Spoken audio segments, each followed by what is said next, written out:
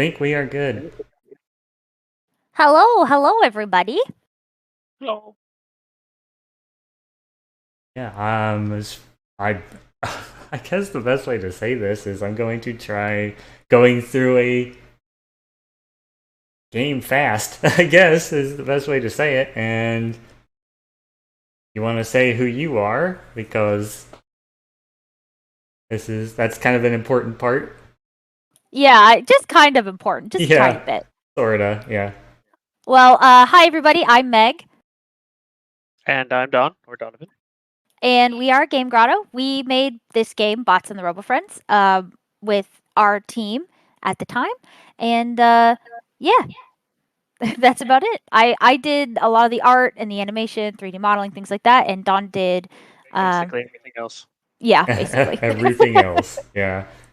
And that sounds like a lot of, most teams that I'm aware of. So you got one person doing this, and then the other person's everything else. That programmer that carries the group, that's Don. Carrying the team. We had some assistance from some people who were kind enough to volunteer and help out, but yeah, like with the music and some of the sound editing. Mhm. But I did have my I had my hands in everything. Yeah, so I guess we could talk about, I guess, really before I do start up. So the last time I did a video of this game, it was version 1.0.2, I think. Mhm. Yeah, so this is version 1.0.3. And I guess during the game, you can probably talk about differences between what changed, I guess, if you want. Yeah, well, I can do a little summary. We changed some lighting. We changed the way that some of the RoboFriends, like the cooldown was. We sped up the game so that it was a little more action based. Let's see, what else did we change in version 1.0.3? I think In a little it while. was the arcade mode. So it Mhm. used to be that the enemies like they were just kind of the same enemies every time you played arcade mode, but for this version there's actually a challenge rating, and each room has it pulls different enemies based on that challenge rating, and it assigns them randomly, so it feels a little bit more like a true roguelike or roguelite, which is what we were going for the arcade mode. Story mode didn't get too many different tweaks, but mainly it's the trees and Yeah, the trees. I mean, we'll get the to trees. that. Yeah, the trees in the courtyard. That's one of the big ones. Like the change on what you just said about the arcade room. I did not do the challenge rating. It is just purely AI.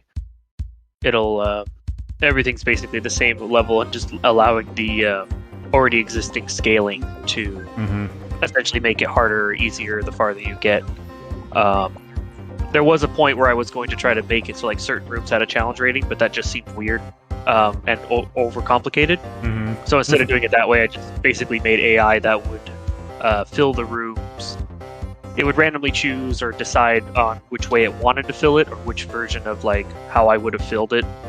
And I just basically made an AI to decide, okay, so this time this room's going to be this style, and just programmed a few different variations of how I would have done it myself. And so basically it fills it almost exactly how I would have done it before with the patterns that I found that work really good for like, this would be, so basically I taught it, or I programmed it to understand or mock understanding of what constituted more difficult, easier, harder, things like that. Yeah. I think I tweeted out the stream and promoted a little bit, so hopefully some people will stop in at some point, because I kind of sort of announced this during a Zelda stream last night. I don't know how many people will know about it, but yeah, I think I tried to tell a few people that I was doing, because I kind of just thought of this not too long ago. But yeah, what I'm showing right now is my option screen, just so you see what I have it set on. I have invincibility is not on, so I got the VSync at 60. Skip the cutscenes too, because then that'll help with the speed there. Yep, cutscenes are auto skipped. Yep. The only disappointing thing of that, we won't hear the Scandroid song. Yeah. That's the only. Well, then again, it probably won't copyright strike you. Yeah. I mean, I guess it's both a good and a bad thing. Yeah, pros and cons. So yeah, I'm actually gonna say continue as far as. I mean, do you lose your progress in this if you do a new game? Like, if you got everything? Because I never bothered to check that. Go ahead, Don. No, new games basically you're forced to start over, but like your progress itself is more tied to your achievements and the maximum number of Robofriends that you've found in each zone. So, if you want to delete that, I believe it's in options. It's like a clear it all out, or you have to go in and delete it manually. Okay, well, I'm not planning on showing the true ending anyway, but I mean that's really the only thing that changes, right? As far as as far as like if you've achieved all of it, that's the only thing that really changes. Yeah, I'm just probably just gonna leave the room at the end. So yeah, that would be the fastest. Or something, but yeah. Okay, so hopefully, straight down. I know when I did the video, I played as Red, but I'm going to be playing as Stu for this one. Yeah, green boy, go. Well, there's a reason, and I hope we get to see it. That's the reason I'm picking Stu, and hopefully it happens. But if it doesn't, it doesn't. But if it does, that would be a good thing. Okay, so I got a timer on screen. As soon as I go into this Roboplex, which is the first area, I'll start it. It might stutter the video for a second, but anyway. I'm going to try to get started, and, you know, I might mention a few things, but if you see anything, you want to mention anything about any area specifically, just go ahead. Okay. Alright, I guess I'm going to try starting here. I've hopefully got on the timer. Hopefully it'll work. So Let's go! Yeah.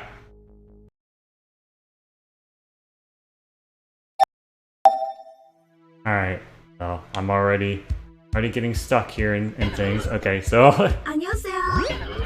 this is Tidy Tim, everybody's favorite, right? Okay. Yes, Tidy Tim is a good boy. I see, I already used Tidy Tim immediately to get some armor. Which also removes knockback. Yep. Yeah, I'm not even going for Butler Bill over there. You know, I could, but it doesn't really matter. This area is really short. If you're beelining it. Yeah, that's the point. So, Yep. speaking of bees, I think we're gonna see them here in a bit. Yep, there they are. Oh yeah. They are the relentless, or one of the high speed, get right up next to you. There was a time where they were going to stun, and they were going to be tied together with a, you know, they don't really do damage themselves, but then it became more interesting for them to be a high speed. They run up right next to you and then stand there and zap. But there was a time where they were just stunned. Ah. That is the appropriate way to use the... Actually, I guess that would be the funny thing. There was a time where that was actually the level 2 power shot. Interesting. But the people who were doing some of the testing were like, they were avoiding a power-up coin unless it was the maximum level. And so I was like, I mean, I can just switch the order in which they happen. And it's like, yeah, that feels better.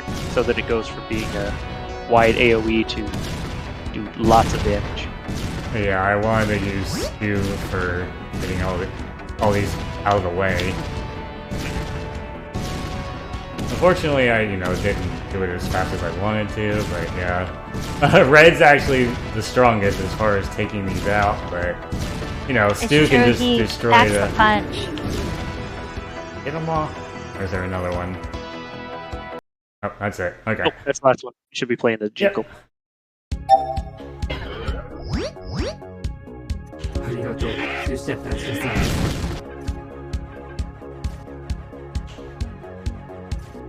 Oh, this guy's getting away.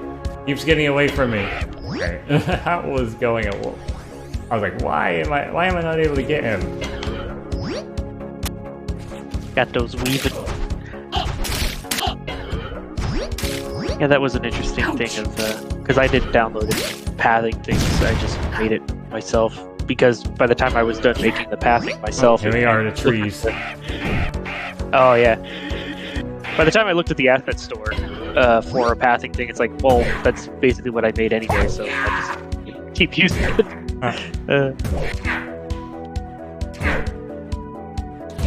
Yes, Ryan. Essentially Stu's weakness, unless you really get that weaving in and out, which looks like you got it down, so... Yeah. Because he has... Ryan only likes to get hit by 1, maybe 2 shots, and, yeah. Stu would usually has the hardest time with it. I had lots of people complain about he had a lot of HP, but it's like, if you don't play Stu, then it's not that bad, but... Yeah. Lots of people like playing Stu. Stu is definitely a fan favorite. I think because he lends himself to people who play twin stick shooters, and it's like the most comfortable for people who are sort of approaching the game for the first time. That is not why I'm using him, though. Actually.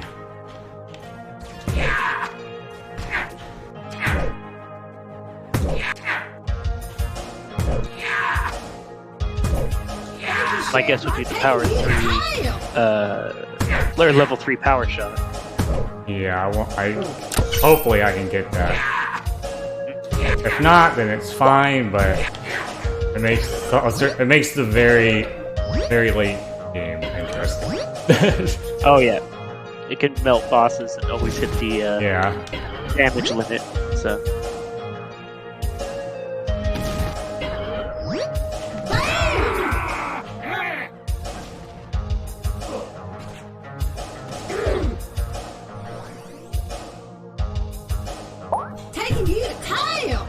I think the expo floor was my favorite area, like my favorite level to design.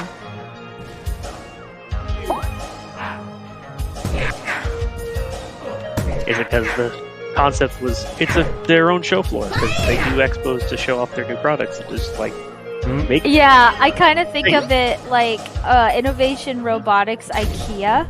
They have like the dioramas and everything. Yeah, the only thing we didn't really get to put in was like a little map showing like how it was all connected, because technically this building you see, like, if I remember right, to the left or the right from a courtyard. So if you go to the far left or the far right, like each building was supposed to be there, and there was supposed to be a whole, like, the tunnels that they're talking about or that they're using were going to be like, oh, okay, so this is how they move things between the, like, where things are being designed, like the space, the ships and things like that, to make it easier, so like the exit elevators and stuff. And so that's what they were supposed to be using. Oh, there's a green one. Green power up. Not the worst, but the one I'm trying to avoid is actually the blue one. Oh yeah, because you want the free boost? Yeah. Yep. Taking you to tile! Tried to hit him with that, it didn't work.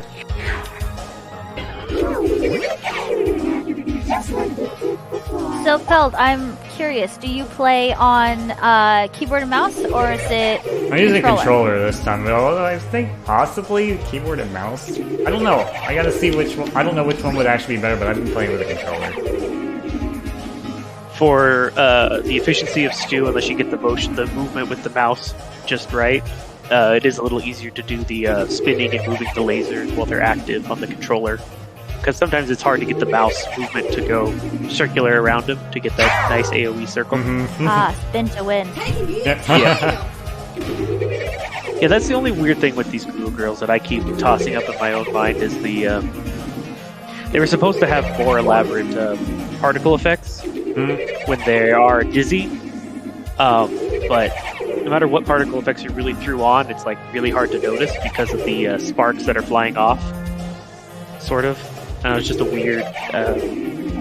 We never really just couldn't find the right particle effects.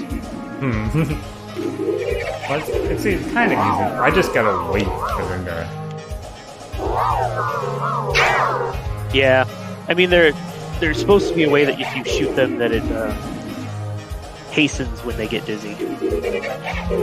But there was a time when they wouldn't get dizzy unless you shot them. and so they had basically had an invisible shield bar essentially, but that was proving to be a little too challenging. It would make people because this was supposed to be for a more wider audience. The difficulty of that was too high, so instead I just basically made them the same way as like Frankie laid with his shield. So they would essentially just, even if a player just found like just hid somewhere, they would eventually just destroy themselves. And it's like, okay, so then it's kind of like a boss fight where the challenge is just avoiding them. And I can keep their speeds pretty high, and they hit hard. So it's like it gets pretty crazy when there's 4 players all running around, because then they can bounce off the other players or shields if they throw them up. So it can get pretty hectic. Although I did take a lot of time making those boxes set up with the 45, 60 degrees to get their crazy all over the place. Which that was kind of fun. They were much simpler when there were no boxes that were enabled. They were all there's nothing for them to bounce off of, really. Yeah, they just hit a wall and then they just go left and right. It's like, well, that doesn't make it any very challenging to dodge. Yes, Robo Beholders. You liked these ones, didn't you? Yeah, this was my favorite enemy to design. I think that's how I said it. Yeah. Yeah. I basically told her, it's like, I want like a robot beholder. Because I thought it sounded cool. I guess that's one thing, that a major thing that we added in version 1.0.3 is we added the logbook. Yeah, the logbook, which I might show off a little bit, but I'm still kind of getting that done. Well, I think I said I was at level 30? Yeah. Yeah. It's definitely quite the undertaking to get those logbook entries. I think if we get, when we have some time and if we resubmit to Nintendo, because we just haven't done that ourselves, to get it on the Switch, and so it'd be, because I have to go under the hood anyway to make it compatible with, I don't have access to the SDKs because you don't get that until you get approved. So I don't know what the control API would be, or what like function calls to all the different just the integration of the Switch, like being able to detect the controllers or bringing up that menu, making the call like, oh, multiplayer, someone got disconnected, make sure which controller is which, that whole Switch UI, because that's not really part of an individual game, they're just making a call to it. And so regardless, if we made the Switch version, or made changed it to be on the Switch, I have to get under there anyway. So that'd probably be one of the changes I'd want to do, is in arcade mode add a checkpoint at basically if you beat a boss, so in every 5 stages. There was a time we talked about it, and it was like one of those things where it's like, I don't know, because then it's like, would that be too easy? But then it's like, yeah, but if we want people to get to level 100, let alone 200, it'd probably be better if each stage after level 100 is like as big as each of these stages, and now you do have to find all the Robofriends in there. And at like stage 150, you're basically doing an entire level, but you have to 100% it, getting all 12 Robofriends in every level. That would be a really long time to get one level, let alone 5. You can't like, succeed. My victory it might need that 5 checkpoint. I have not got any power upgrades yet, which... Well, I normally don't have them until late anyway, but that's fine. Let's say I got another shield. It would be the best against Vert. That was with the... I've never had it actually against Vert, though, which is... Yeah, I've never had level 3 against Vert. I've had 2 against them, but never 3. One of our testers really liked playing Stu. Actually, the person who was testing it is the person who's the voice... the voice actor, yeah, who does Stu, loved playing Stu, which is a little silly, but makes sense if you think about it. He was the one that was like finding the ability, like, he was the reason while he was testing that I had to even add the gates. So like, okay, an enemy can only take X amount of damage per vulnerability window, because he basically, I think with at the time, current power level, because that's what we were testing was balance, the current power level of the power 3 shot was so powerful, you could just go, and the Vert was just deleted in like a second. Yeah. I was like, ooh. But that was the whole point of all the testing we were doing. It was basically at that point, because it was close to when we wanted to have it ready for con that got canceled. So we were kind of just basically every time we'd have a build that night, just like, everyone here's a build, everybody just play. Just do whatever you can.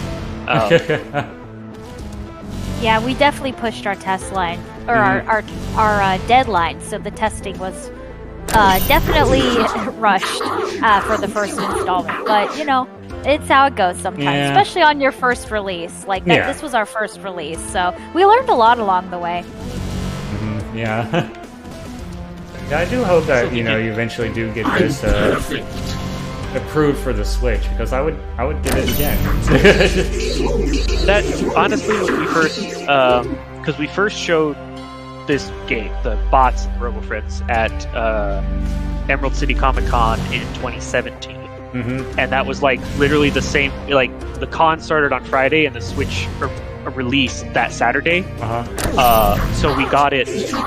I got really lucky. Just picked it up at our grocery store, and because I wanted to show the box. Like the intent was for this game to be on the Switch the whole time.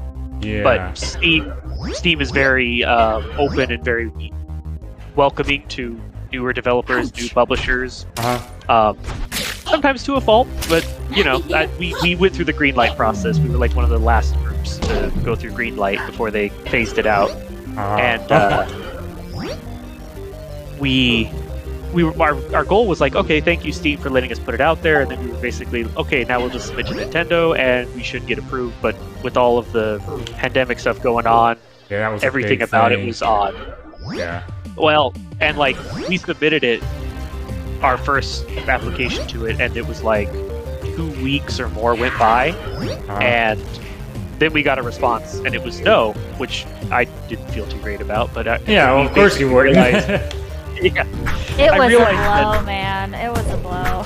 Yeah, I can. You did eventually get the game out, which is good. Yeah. The downside to it was realizing that they don't. It's not like Steam where it's like per game.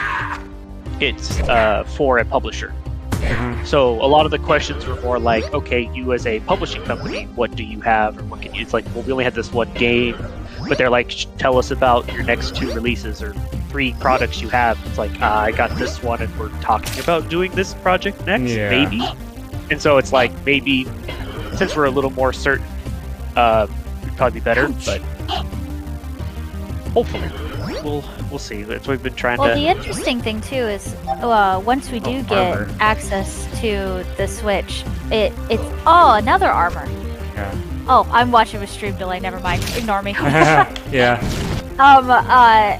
We won't ever have to. It's not per game. So Game Grotto will be developers for the Switch. So any of our games that come out, they go right on the Switch. Which I understand why they scrutinize with their screening, because as we've seen with Steam, you know, when they just let everyone on there, it's like a mess of games. Well, unfortunately, do you remember the Xbox Live indie shop? No, I don't. Was it like that too? We used to play a lot of, like, me and Katner used to download a lot of stuff from there just for the heck of it. It was a thing. I don't blame Nintendo for there were some good games on it though, I'm not gonna lie. Yeah. It's definitely a thing. There were some good games. We actually found some really nice games on that were, you know, really cheap. But at the same time, there was just a lot of, like, there was one that was just, and she will tell you, it was a game that was just called Fire. It was just nothing but a fireplace. But it wasn't even a fireplace. It was just fire. Not even a fireplace simulator thing. It was just like a flame, like an animated flame or something. But there was a demo for it. So she's like, oh, I'm gonna try this demo of this game called Fire, and you couldn't even do the animation of the fire in it. It was just a screen that showed like the GUI. That was it, the demo. Wow. We're like, it was only $1, but yeah, still, like. Yeah, probably. I think on my Steam queue, I've gone through about over 6,000. There's level 3 armor. Well, level 3 armor does give you the counterattacks.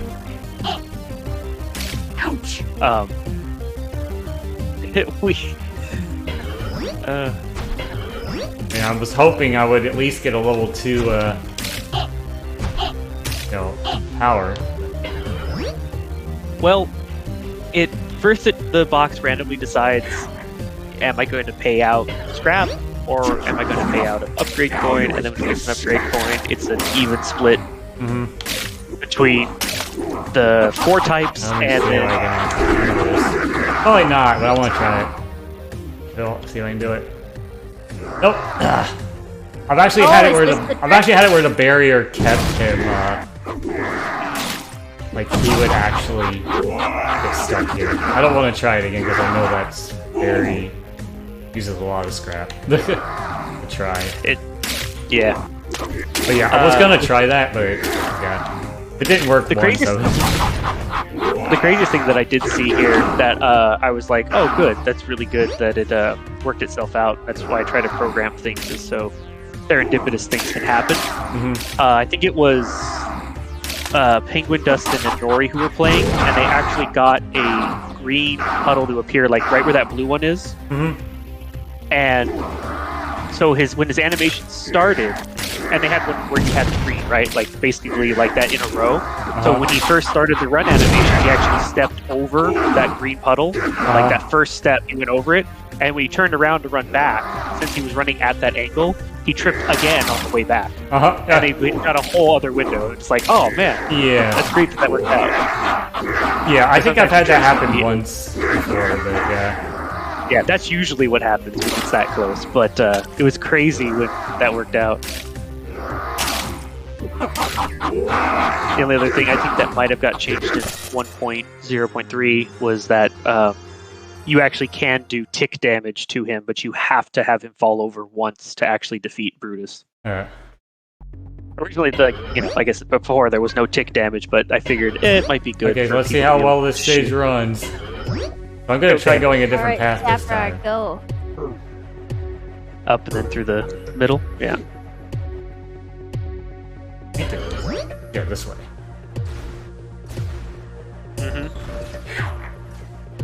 But yeah, I can already hear my fan on my computer. Yeah, it's because those. Well, I said junk walls. That was what the note was for the to make the mazes, and it's like, okay, here's a junk wall, and it probably has more polygons than. Yeah, than half the rest of the game. Oh. Like it looks like it's made out of like 10 different things. It's true, it is. Because all I did was say I need junk walls. I don't need any more of those. I think Scrapyard was actually it's giving me all the last armor. level I did. Oh, geez, all the armor. Yeah, which I don't need. I need a power. There are a couple more chances, but yeah, just in the guard, I think. There's a couple upgrade boxes left. Oh, there's one more just before Frankie. There's actually one to the right. I might just try to grab it. Okay. Wow, 20 minutes? 21 minutes? It's a pretty good time so far. I'm taking a bit of time to get this, but... No, that's a green. Yeah, I'm just gonna keep going. I mean, that could help speed up the some of the enemies in the guard HQ, just because there's a lot of crawlers, single shot enemies, so the extra turret that it could have. But then again, it takes your scraps. So. Yeah. Then again, it might be better off if I can't get level 3. Hey, Mav. You're seeing me play this game again. Hi, Maverick! Actually, I don't think you saw me. You saw the video I did. Like, this is the first time I've actually done this game live. I'm also doing it with the developers of the game, commentating. And, yeah, so... That's different. It is. Okay, so there's like 3 more chances. Nope. Scrap. I wish I could get that one there next to bid A there. Nope. All scrap. Well, there's a few more, but I don't think it's gonna work. But yeah, that'll definitely be a bit of a. I mean, if someone was going for fast as you possibly can, it'd probably be like if you don't get a power on the first upgrade box, you're going with the stew strategy. yeah, I mean, I know there's a few in like the earlier stages, but they're out of the way.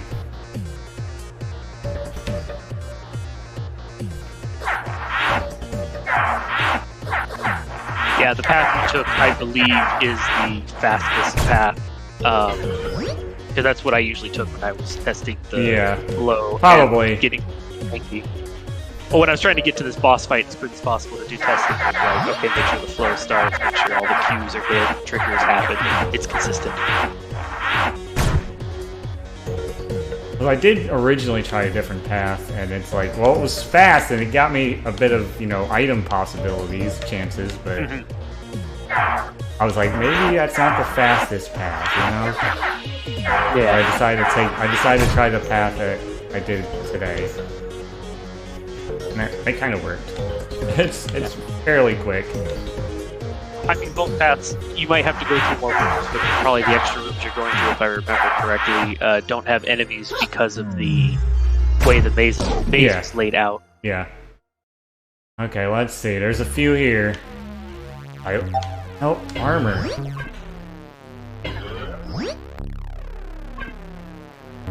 No luck on that at all.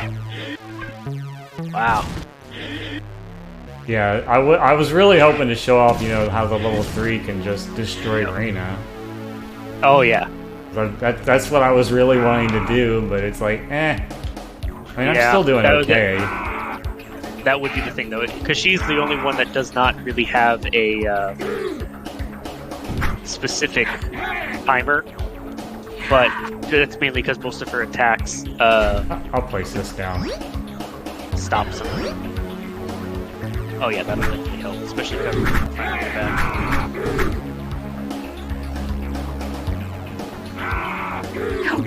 These drop a lot of scrap too, if I remember correctly. So I can get that back. Yeah, every enemy has a good chance, but also the crawlers are like the scrap farmers, so they usually drop scrap like a little more often than not.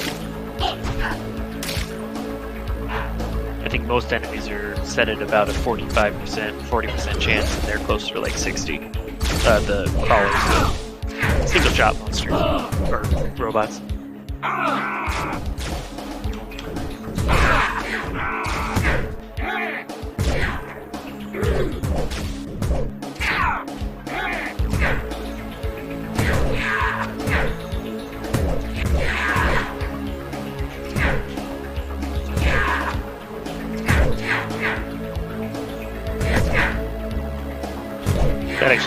I will say that took a bit of doing and timing with the animations and event flags and triggers for Ryan, with the whole his shield going down and having that window be long enough but not too long, but also not too short. I know some people probably would wish that I have heard people say that they would wish the shield vulnerability was a bit longer, but it's like, but then it'd be too easy and people wouldn't. It's just all armor upgrades. Oh, there's a blue one. There was one blue one. The one you don't want. Yeah, I grabbed it anyway. It's like at this point. Yeah. I mean, it just give you that decoy, little hologram snowman scrap. That was a fun little thing to make. Because all I had written in my design notes for it was, it leaves behind, or level 2 leaves behind a decoy. It's like, what did that look like? I'm like, I don't know. What would be fun? What would make sense? Because we didn't want to just do what Fab does again. It's like, yeah, well, do you want to talk about that issue? With Fab? Oh yeah, that's another thing we fixed in this one. Which we didn't see in this round. Yeah. So I went in and I found out, like, anyone knows programming. Basically, what happened was there is a enum for player slots. So player 1, player 2, player 3, player 4, to identify like who got hit, or query like, okay, which player is doing what, how to report the damage to the UI, and all the engines and stuff like that. So unfortunately, there was a value that was defaulted to say, instead of the default being nobody, so 0 players, like when the fake decoy that Fab would create got hit, instead of it saying this player's, it's like looking, okay, who was this decoy, and it's saying oh, that's player 0, no player is associated to it, and the damage is going nowhere, it would default to player 1. So even if it was player 2 or player 3's decoy, it would still say player 1 got hit. Mm-hmm. And so that was like well, that's a quick little fix, because it's just the wrong value is defaulted. They're gonna hear the music overlapping here. This is your end. Fall before my power. But yeah, I probably would have already taken this boss out by now. This is your Oh yeah, if you had the Yeah. every opening would have taken like at least a fifth, if not a fourth, of the HP bar down. Especially at level 3. Oh yeah, that would have ended it right there. For how long that is vulnerable. Or she's vulnerable.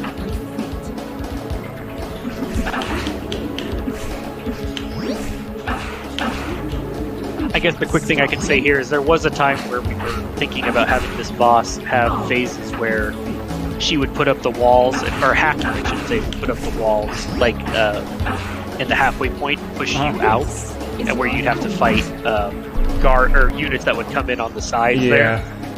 But she was already hard enough. It was like we were running near the end of time, and so it's like, you know what? Let's just, this is what we're gonna do.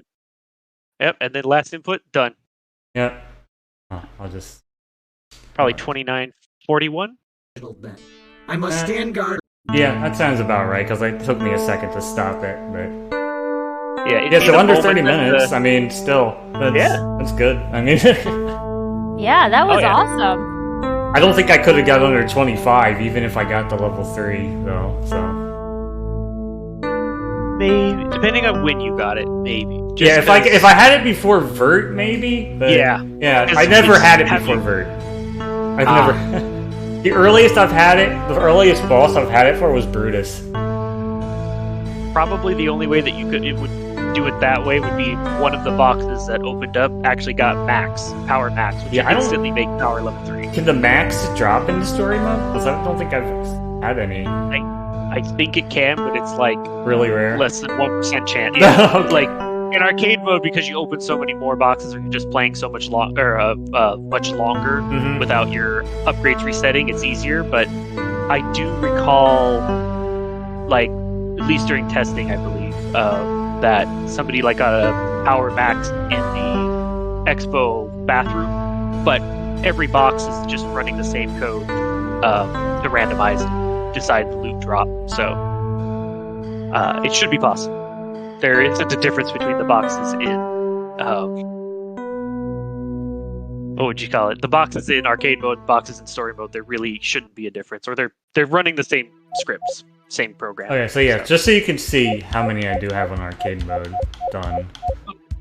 So you've completed level 30. So that would give you the first 1, 2, 3. It'd give you the first 4 logs. You should have logbook up to D right like now. That.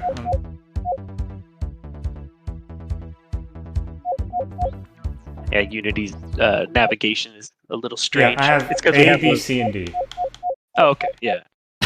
Yeah, A is the default that everyone starts with, and then let's see, I think around folder D it should be themed around. Is it themed around Brie or Stew? I think. I believe it's Brie. No, second one was. Essentially, when we organized what was in each logbook, I was like, no, we should probably focus. Like, you'll know based on like who the human is in it if you were to open it. Yeah, I've read some of those, but yeah, it's like I have to get more. It looks like. Okay, I can try doing some. Like one like level 31 and see if I can get to 40. But then yeah, that'll take about, I think it'd take about an hour and a half for the full 10 levels. I can see. I mean, yeah. Because I have to actually look for Robofriends in this, right? Yeah, you got to get all the ones to. Yeah, I have to actually find them in this in arcade mode. Yeah, so The one tip that I did leave in that might have been, some people might think would be a glitch, but it's actually on purpose, is when you look at the map, any of the rooms that are farther away are... Look at the very first thing that dropped. Wow. RNG hates you. Yeah, it was a power upgrade. Well, that's a good thing for arcade mode, I guess. It's Yeah. true. Especially if you got Yeah. you got Sous Chef, who's got the good stuff.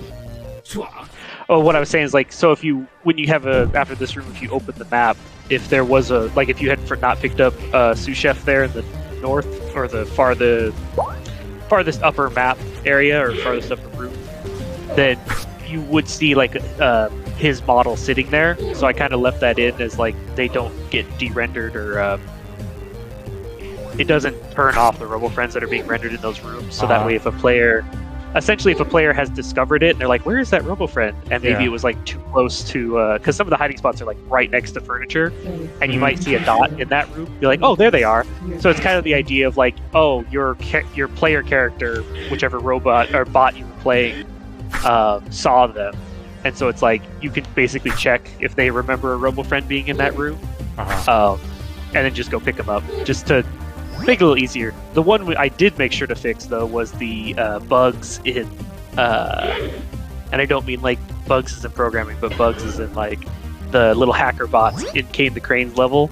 There was a time where if you paused and looked at the map on that stage, you could see where the crawlers were hiding under the box this time. So it's like, well, that removed all the challenge. So that, I believe that got removed. Or fixed. That was, as I can see, I'm not able to take those crawlers out one shot anymore. Yep. Oh yeah. Okay, the one that shoots oranges or whatever. Yeah. Which one's that called? Juicio. Juicio.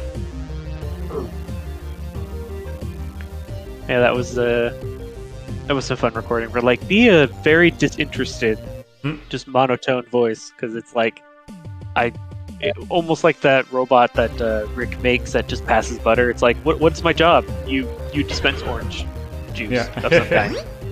Really? Yeah. It's really important. You dispense nutrients in space. It's like, great.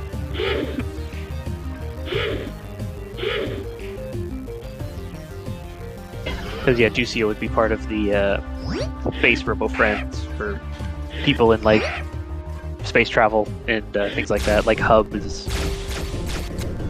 for for shields of, like, any kind of debris. Then you got Bidet, obviously, it's a space toilet. And then you got Juicio, and I think there might be more, but I'm not remembering off the top of my head now. I think that was all of them.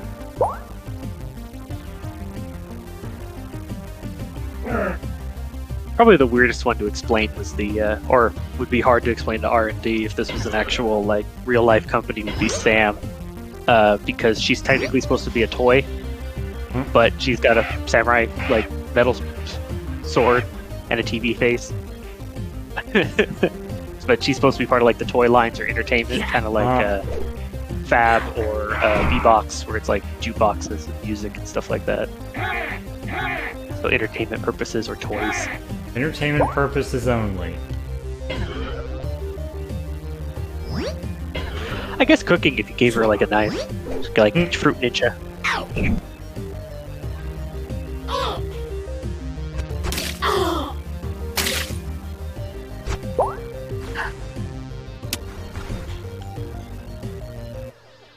Yeah, I would usually consider someone playing arcade mode one player the hard mode, because if you go down, that's it.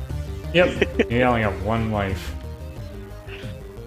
Yeah, if you're playing with more people, there are more enemies, which that doesn't stop. Even if one of them gets, even if one person gets defeated, it still keeps the spawn rate up for as if you had 2 to 4 players, whatever the number is. Yeah.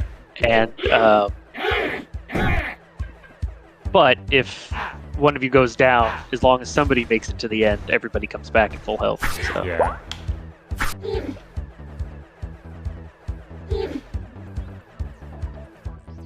Yeah, I'm not worried too much about speed too much here. Oh yeah, that's the thing. You definitely got to take your. I mean, it's going to take more time because it's all randomly generated, so much more of a dungeon crawl. I gotta look at the map now because, you know, these are... Yeah, I got to kind of figure out where you haven't been and how you might be able to get to those areas. Yep.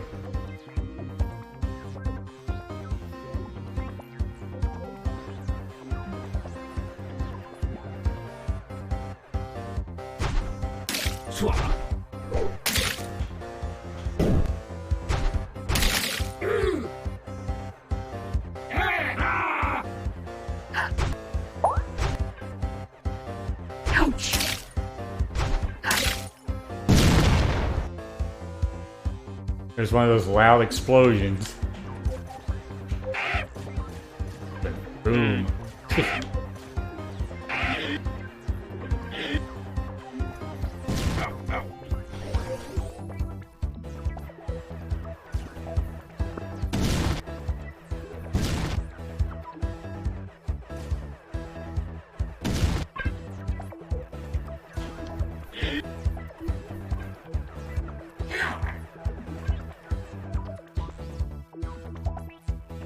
I think I scrapped it. Yeah, I had full scrap.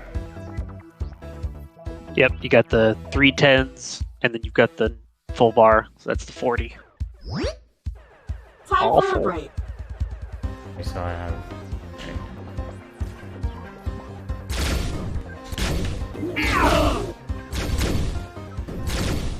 Okay, so I guess to give an idea, I can recognize that this room is a essentially a commander or boss, mini boss type room, because it first sent in a low tier wave of enemies like the crawlers, and then followed up with a like slightly higher tier, so like the bandits, and then it releases essentially a commander level, which is like a tier 3 or tier 4, which would be Orion, Orson Moe's, Aperture, things like that. Things that take a few hits and can dish out a decent amount of damage. See, friend. Oh, there's one, I think. Yes, move. Time to fix the. Let's fix you up. Because he's a healer. I had to get. Oh, yeah. I don't need him. Yeah, that's the only room left is this, and it's gonna be bugs. So. Yep. So I'll just be killing some things. This would be where if you were low on scrap and you had found a Tiny Tim, you just load up because scrap carries over.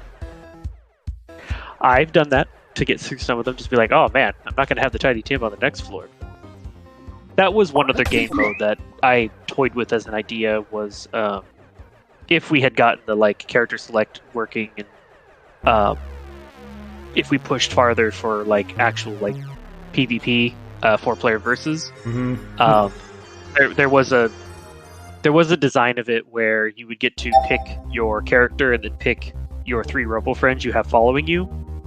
And so if we had that all working, if we had time, we put time into it, it would have been a mode where you did arcade mode, but it's fixed party. And so it's like you basically make your entire party, you choose your 3 Robofriends, you choose your character, and that's it. That would have been something. Yeah, it's like, you know, that might have been fun, but we didn't put the time into making the full roster so you could pick your Robo-Friends. We just never made that screen, so... yeah, there's always things you get cut out, though, anything, so... Yeah. It's like... Well, if people really wanted something, maybe, but we'd have to make the 25 Robo-Friends selectable. And, yeah. Are there any other things you want to mention that were cut? Because I think there were a few things that were mentioned before. Oh, like all of the cutscenes being animated. You know, I actually prefer the drawn ones. I think I was going to mention that. That's really kind of you to say, because I'm really self-conscious about. I really I like that whole comic book kind of thing. It was definitely a second. We had to make that decision. Like, it was going to be more like the way that the Empty Streets kind of thing was, where it's a little more like animated. But while doing that, we had a hard drive crash and lost a lot of work, and we were less than a month or 2 months away, and basically we settled on doing that as the backup plan. Well, the backup plan ended up being solid. At least as far as I'm concerned, because I'm like, even if you did manage to like get to making the cutscenes more, 3D or whatever, I still think the what's in there now should, stay in it. Oh, that's very sweet. I just like that. I just like the concept of like a comic book kind of thing. I guess that'd be the other thing that was kind of cut, was that we were going to, or we were planning on releasing the 3 comic books of the story beforehand, which is why we went to Comic-Con originally. When this game came out, we wanted to release physical like comics that would be like Red's comic, Stu's comic, and Bree's comic, telling all the stories in the same way. So it'd be that's why we eventually came down to that. It was like, well, the idea was that we would release them as like visual novels, graphic novels, or comics, all their own story, but we never got to sit down and really finish fleshing out or just working on that to release them even as digital comics. But the idea was to tell all the story, and then of course the video game itself was supposed to be Tom's story, but they're all in it. So it's like Tom's story would just be like a little bit before the game started, since Tom's not very old. So this room's empty, it looks like. I know, everyone loves going in the shower. Yeah, well, you can go through it, so. Well, that does give you a hint of where the boss room is. Usually when you enter a room and it's completely empty, unless you got really lucky and it just decided that room is empty, which is possible, it probably is adjacent to a boss room. Well, the boss room was in actually the very first room, I think, of this one. So that was just lucky then. Yeah. Because there is a chance that any of the rooms, I think, can just be straight empty, which sometimes nice, but that doesn't seem to happen very often anymore. I think, honestly, if I had a team of, maybe 3 or 4 people, I would love to do the comics again. Still put that on the plate, of doing the prequel. So basically, the backstory of the other robots. That would be super fun. I'm just really intimidated about doing that project by myself with all of the panels and everything like that. Oh. I mean, comics have a lot of work that need to be put into. It's true, and especially while we're still trying to get, As You Go started, things like that. Well, anything you want to say about that? Because that's going to be your next game that you've been working on. Yeah. Don, why don't you take it away? Anything additional about that one? Pod got you covered. Well, once we get Phase 1 completed, which I haven't done anything on the last few weeks because we were trying to get a fun little streamer game up for people. Yeah, which is another Stream Runners. That's another game working. We're working on 2 games right now, which is a sin. You should never do it. It's terrible. The Stream Runners thing was okay, I think we're losing a little bit of people who want to come and hang out while we're working on something. And so I'm we needed a little game in the upper corner. So we went and looked at some other Twitch apps or Twitch possibilities. And it was I think the closest one we found was this other ball drop project someone was doing, where you just type in !drop and it would drop it, right? And it's that's not really a game you have going on in the background while people are chatting and stuff. And we just couldn't find anything that was doing what we wanted. So I'm well, I'm a developer, I'm a programmer, I'll just make something then. And so we just sat down for about an hour or so, and I was just do this. There, just make that happen. So now we're just kind of finishing that up, at least for us. Megan was really going to go back to doing art for As You Go. I'm going to finish putting in the assets that she was passing me today, and then I'll go back to As You Go. The end goal for this one might be to actually release it, but it's just for now, it'll be okay, we just wanted to get it ready for us. So hopefully by next Tuesday, Thursday, probably next Thursday.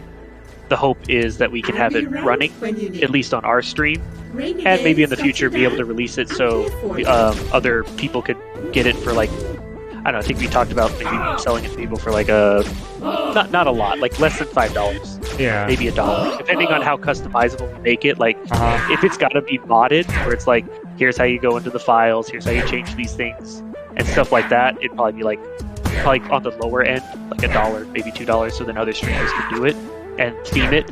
But if I could get what I really want to have on it, which would be more of a side project, where it's like easily drag and drop, like open in the whole system itself, you like open it up, drop in the file you want, and it just reads from that, and it makes it really, really easy for people to reskin for their own theming, stream, So, whatever they're doing. Let's see, I'm trying to see if there's... I already grabbed this one. Oh, right there. All in the Yes, base behind work. you. All in the base work. Is Oh. it in the previous room? Yeah, the one to I see your it. left. I see it. Yo, Yep, there. In the... Yep.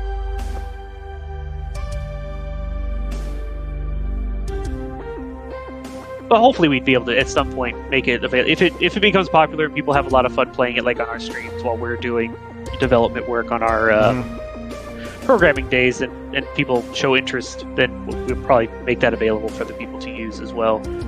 But it might start a little smaller, like maybe offer it to people that we know who are also Twitch streamers, and just be like, okay, here you go. Let us know if you find any problems or if you notice anything. But it's going to be a lot of making it really convenient. That would change if we release it to people, because I do know now why a lot of the Twitch apps only use chat. It's extremely easy to tie into chat for your apps, but you have to really get in with the APIs and the authentication that they've upgraded in the Twitch API that I've been kind of reading off and on. So Megan does a lot more of the setups and stuff, so I'll probably have her sit with me next week when I'm trying to wire all that up into the game itself, and make sure it looks like any of the other applications and it's convenient and easy to use. So, but that's for the stream runners, and then for As You Go, we're moving through phase 1, which is essentially a local project that is all of the one-player stuff, so got to get all the functionality in there. But once we have all that functionality working, it should move along a bit quicker, because then it'll just be finishing up functionality, getting the quest creation and things like that working, and then it'll be the figuring out who we want to partner with or how we want to work that out for web hosting. I think right now it's probably looking more to be PlayFab with Azure and Windows, most likely, but that is still subject to change. But I think at this point, that's what we've looked at the most. And so it just Goodness, we don't have to use just Steam Remote Play or anything for As You Go. Since it's going to be mobile, it has to be actually hosted. That'll be the other thing, is that making sure the versions are both look good on the computer and phones, because that'll be the big reason why it'll actually have a login. But that'll be another thing, is before we really get to release it to everybody to play and everything, is we've got to have I'll have to make a lot of the automation for tickets, for example, like, oh, I forgot my password. Make sure all of that is very crisp and very reliable for people, but still secure. Things like that, because we got to keep that login so people can be like playing it on their phone, playing it on Steam. Big thing, we wanted to have it on Steam so people could stream it if they want to, because the multiplayer feature of it would make it almost like a Jackbox games kind of thing, where everyone else can be on their phones if they're like with you or on their own computers, but that way somebody who's streaming can make it really easy. They don't have to use like a second app, or they don't have to stream from their phone. They can just stream from their computer. Setup's really easy, and that's why for the PC version, right now at least, the like dungeon crawling part of it, we're leaving like 2 areas because it's a much wider screen than the phone. We're leaving some space where Megan and I were talking. It's like, yeah, if someone's playing it on their own on the computer, it might seem a little weird. But if someone's streaming it, it's like they can put their avatar or their face cam or whatever, and the other side they can put chat. It's like, yeah, really convenient. It doesn't block anything. It just creates ambiance if they're not. So it's like, yeah, I think we'll just leave it that way, because that's a thing to consider nowadays. Is a lot of people stream, so might as well. In a room like this, I'm like, okay, which do I actually try attacking first, right? Yeah, I gotta keep herding them into the middle, but you got those bows that are all rogue. That was probably one of the most fun enemies that are probably the most original, are the Moes, with the just their behavior. Yeah.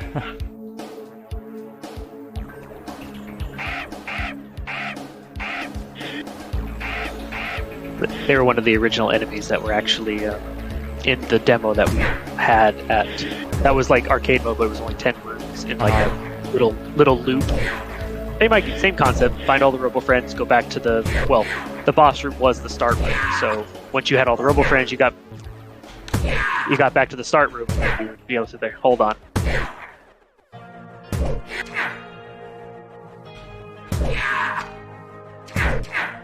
We had a husky invasion. Uh-oh. Yeah, I've He's heard looking something. for those cookies. I don't have any cookie redeemed.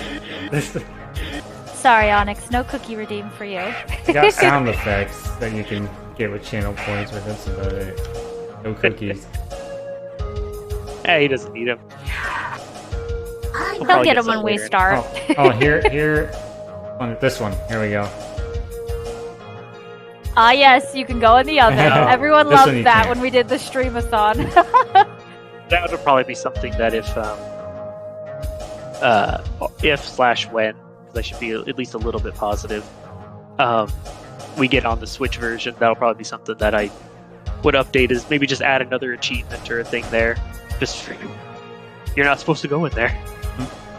You know, those little fun ones where it's like, all that tells me is that somebody didn't run across all the walls and all the surfaces and all of the rooms. Hey, you know what they say? It's not a bug, it's a feature. What did we say to call that within range? Exactly. Yeah. Oh, within acceptable. What is it? Within acceptable boundaries, I think. Something like that.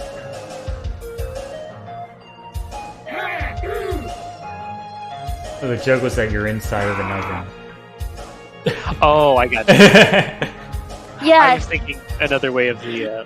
bug. Pillord was suggesting some names for the Gotcha. achievement when we figured that one out.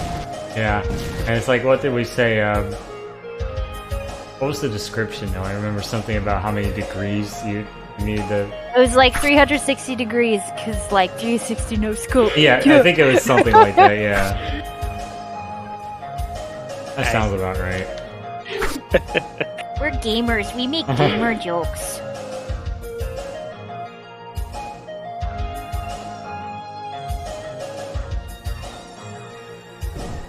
We'll see. That might, like I said, that might be a thing where it's like it'd be really easy. Any of the rooms you do it would trigger it. So Because I know that in arcade mode that shows up a few. I think it actually shows up twice in the story. I know it's at least Very once, but I possible. think there's actually two of them. I couldn't tell. There's one in the first area, and there's one. Okay, so I'm missing. I think I might be missing. I think it's in the bottom right.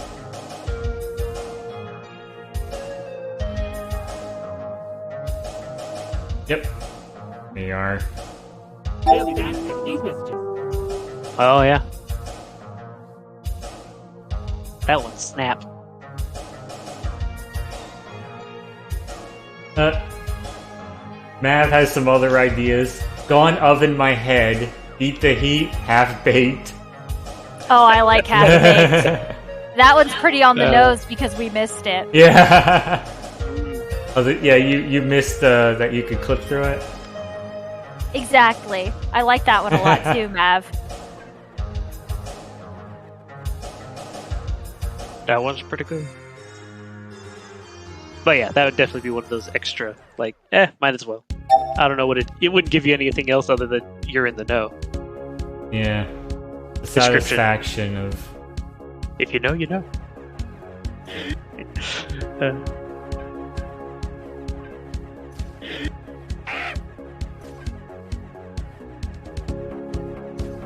It's like that, I think Borderlands or some other games had things like that where it's like, you're not supposed to be here, but you could anyway. Or like, Duke Nukem 3D or something like Quake. Those kind of first-person shooters would be like, you're not supposed to be here. Yeah, well, there are games where there's like a place that you're not supposed to be, but if you somehow manage to get to, a power upgrade. Now it's just mocking you.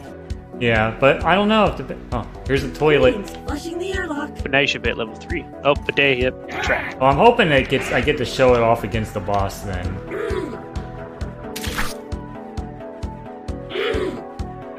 I think that would be not this floor, but the No, next the one. next one, yeah. You're on, yeah. Hopefully I can. Hopefully I can, because I was willing to show that off.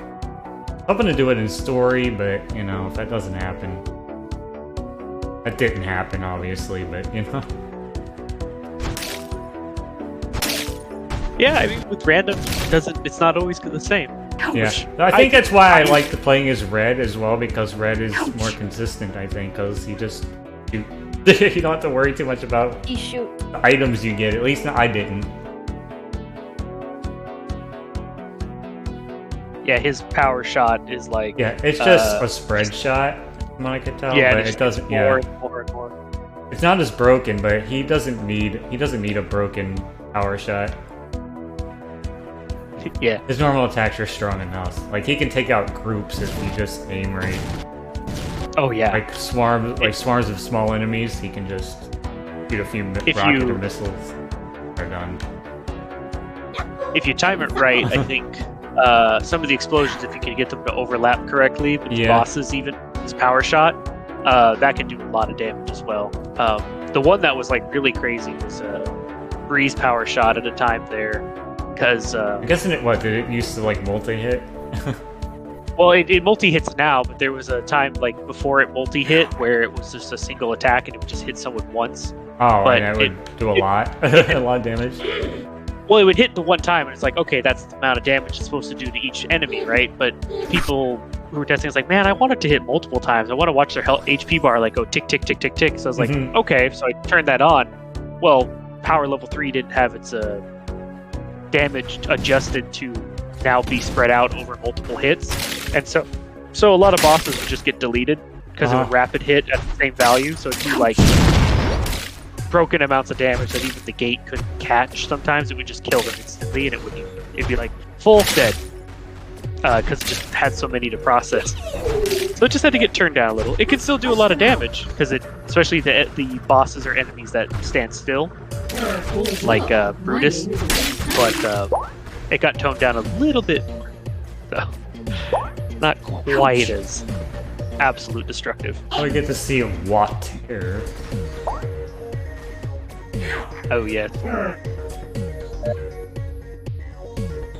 I like I just call him Walter, but it's just a heavy accent. I like him. I like him a lot when I'm like playing as Tom, especially because basically his their attack or their projectile is essentially like Red as far as like behavior.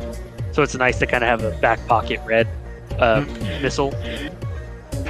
You don't have control when it detonates, but if you time it just right, you know when it's going to go off. It's like, oh yeah, you can take out like, you know, a good amount of people, especially when you have a more single target or you don't do as much damage. Same with Sunny. Sunny's another one I like, especially Sunny I like more with Stu, just because of the being able to knock someone back with the first shot that Stu does, and then shoot them with a big Sunny slow-moving fireball, kind of like stun them and then boom, big shot. But that is the part of the fun.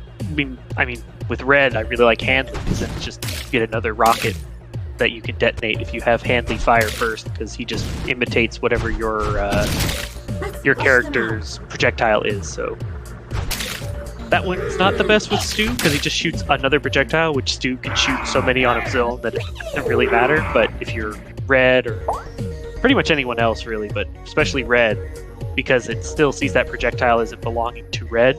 So when you hit the fire button, it'll detonate it. So if you shoot yours and then shoot Handley's and then you hit the trigger button, you'll detonate both rockets, which is kind of fun.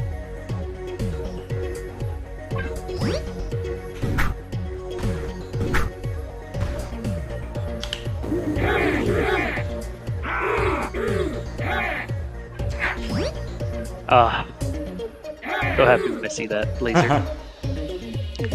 That was a bit of work to make it be a 3-tiered laser, so it can actually it looks right and it actually will hit the walls correctly. Where it's like different parts of it will shrink. So like if only a third of it is behind a wall, it'll still have the rest of it go forward.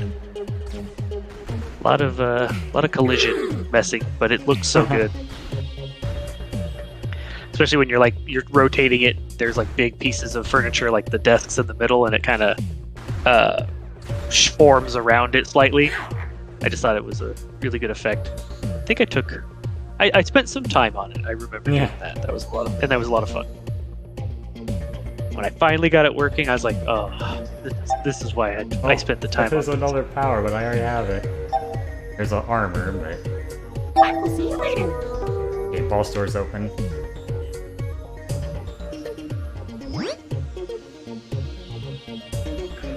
Alright, let's see who it is. Oh no, I think this is still the bugs, I think. It is. Yep. So the next either one, the bugs or yeah. dirt. Oh yeah, okay. Definitely bugs. The next one should be a boss. I think the other two things, I wouldn't say these were cut, but these were things that I wanted to do for the last update, the 1.0.3, but I didn't want it to hold up the like couple fixes and the other mechanics. Was in arcade mode having a party-wide buffs that you could get from the mid bosses, so like level 5 boss and the max boss. Kind of think like a Risk of Rain sort of a thing, but instead of it being for individual person, it's like for the party. So like scrap regen, maybe every time you kill an enemy there's a chance they drop an orb, health orb or heal item, stuff like that.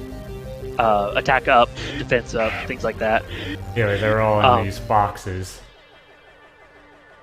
You know, the power-ups are in the boxes, right? The yellow boxes.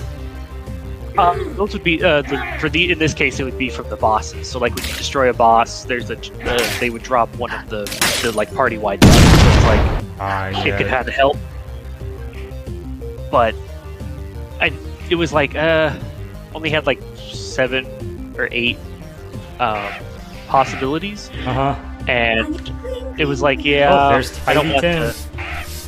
Oh, nice. I don't think I didn't want to hold it. I'll take advantage of what I can, but yeah.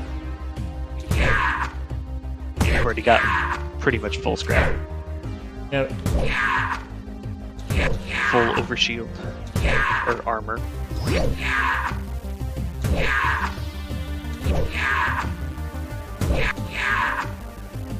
The other things that got cut out was, I think, 2 enemies. And then a whole line of what I nicknamed scrap, or like Frankenstein enemies, where they were basically all of Scrapyard was originally supposed to be filled with guard units that were combined. So, for example, a Moe that was combined with a crawler. So a Moe that could dig and then pop up and shoot and then dig down again. That would have been something, but yeah, it's like you had to kind of limit with how many enemies you could put in, I guess, by that point. We just didn't get them done. I think the only one that got them was the one I mentioned. And unfortunately, one of them was going to be using a enemy that we never really got in, which was called Phil, which is like a little pill bug with a hook chain. And the idea was he was supposed to try to melee attack you and then he would act as like a tether. So and once he got into that mode, he got super high amounts of damage reduction. So he'd had a huge health bar.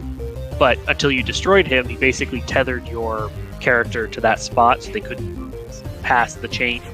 He was like a ball and chain, and he was a pill bug, so he would like flip out, and he would be, you know, a bug. But then when he was attached to you, he was a ball, because he'd, you know, roll up. It was a really cute design, and I did get the 3D model done, but we just ran out of time to get him into the actual game. That would have been something to see too. And Yeah. the behavior was a little too unique for it to be like. It got really unique instead of as easy to implement, as far as like being able to call upon things that other people or other enemies were using. Bonjour. My name And is so Robert. that's why it led to him getting cut. But essentially, one of the other combinations that I wanted to have that we discussed was Ryan having the Phil as his arm, and so like a coiled up permanently Phil was his new arm, and he was going to swing it like a ball and chain instead of the sword. So he'd have a little longer range, like shockwave melee attack. You see, I kind of took a bit of damage there. I did. Mav, what Mav was talking about, if you do add achievements, you gotta add B.O.T.S Master, and no one will get it. So, like, if you do everything, a completionist one. There's the good news. I have a healer and I have Tidy Tim with me. It's a good. Odds are you're going to be able to beat the boss. Yeah, I was gonna I'm say that's a hoping. good combo right there. Hey, you got that power shot too. Yeah, floor 200 might be a bit much. I don't know about. I mean, this is only like level 30 in the 30s.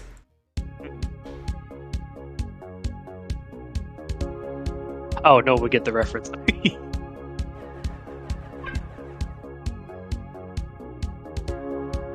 I see some food over here. I see a frying pan. Can I walk in any of these? No. I think so.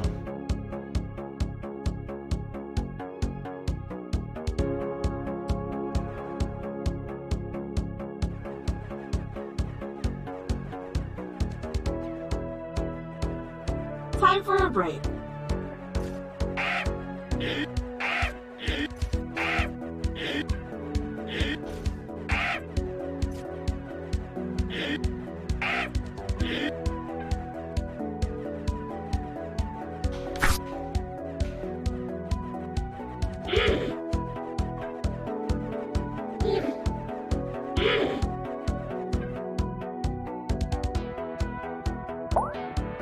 I'm full on scrap again.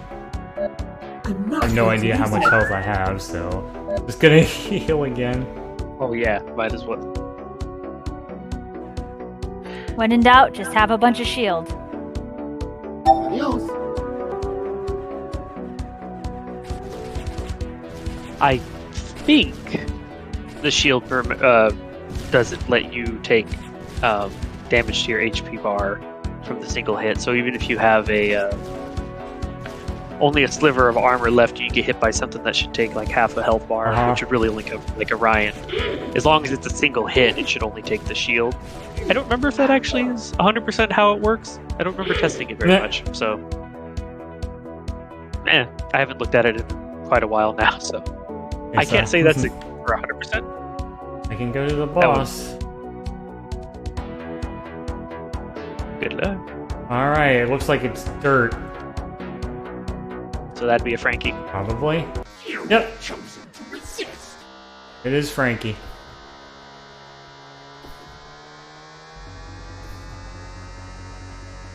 So yeah, every projectile his shield does absorb, to confirm, it does reduce how long he stays in shield mode. Yeah, the thing is though, it seems like he always still shoots off 5 shots. Regardless. Ah.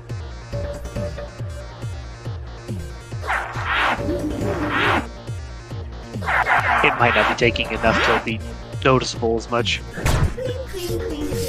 Nice.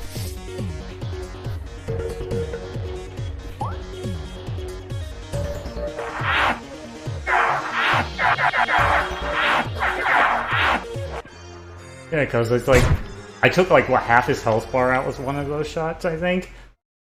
Yeah. Oh, 36. This Over room halfway is there? very empty. Okay. Well, not a lot of robots or bots need to use the restroom. No.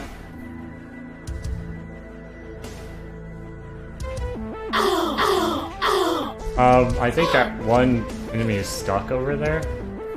Oh, he's moving now, apparently, sort of. Frankie's path, it looks like. That's a Stan. Oh, that's what I meant, yeah. Huh. He just turned himself into a turret. Yeah, well, Interesting. doesn't matter. Okay. I mean, I'm fine with that. I'm fine. Okay. That's weird. I'm not going to complain about that. I mean, he wasn't ineffective, but he stopped. Yeah, he was still shooting. Like he. Yeah, he just stopped. Like, he just decided I'm not going to go anywhere anymore. Put on the Yeah, brakes. just quit, I guess.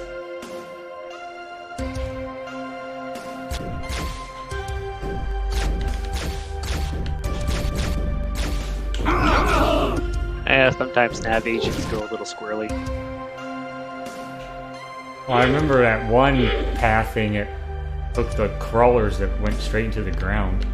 I remember, and it's Oh like, where yeah, did they go? when I was doing the when I was testing. making the levels. Oh, yeah. Greetings, sir. Butterville at your service. Those were really fun streams. I had fun doing those.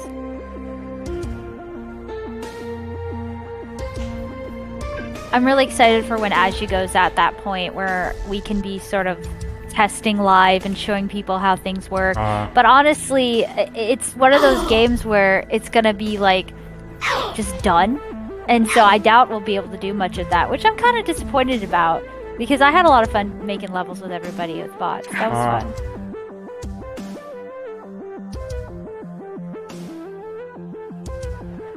Yeah, that one's going to be leaning a lot heavier towards the procedurally generated dungeons, going with an old school RPG dungeon crawler sort of navigation, but having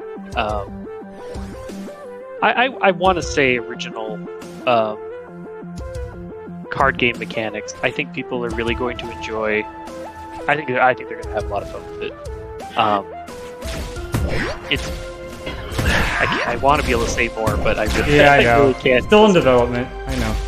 Makes Well, sense. it's more like it's a bit of a secret kind of thing where it's like I want to be able to share it when it's done and Yeah, not share I it know. too soon and someone else gets it done before me because they have a bigger team. Like, yeah, you don't want anybody taking your ideas either. That would be bad. Well, like if I've already released it, then it's like Oh, yeah. okay. I mean, everyone knows that I've done it, but it's like oh man, it's when you discovered something. It's like okay, but I want to make sure I'm done with my discovery paper before I start talking about it before someone else writes their discovery paper. Because I don't.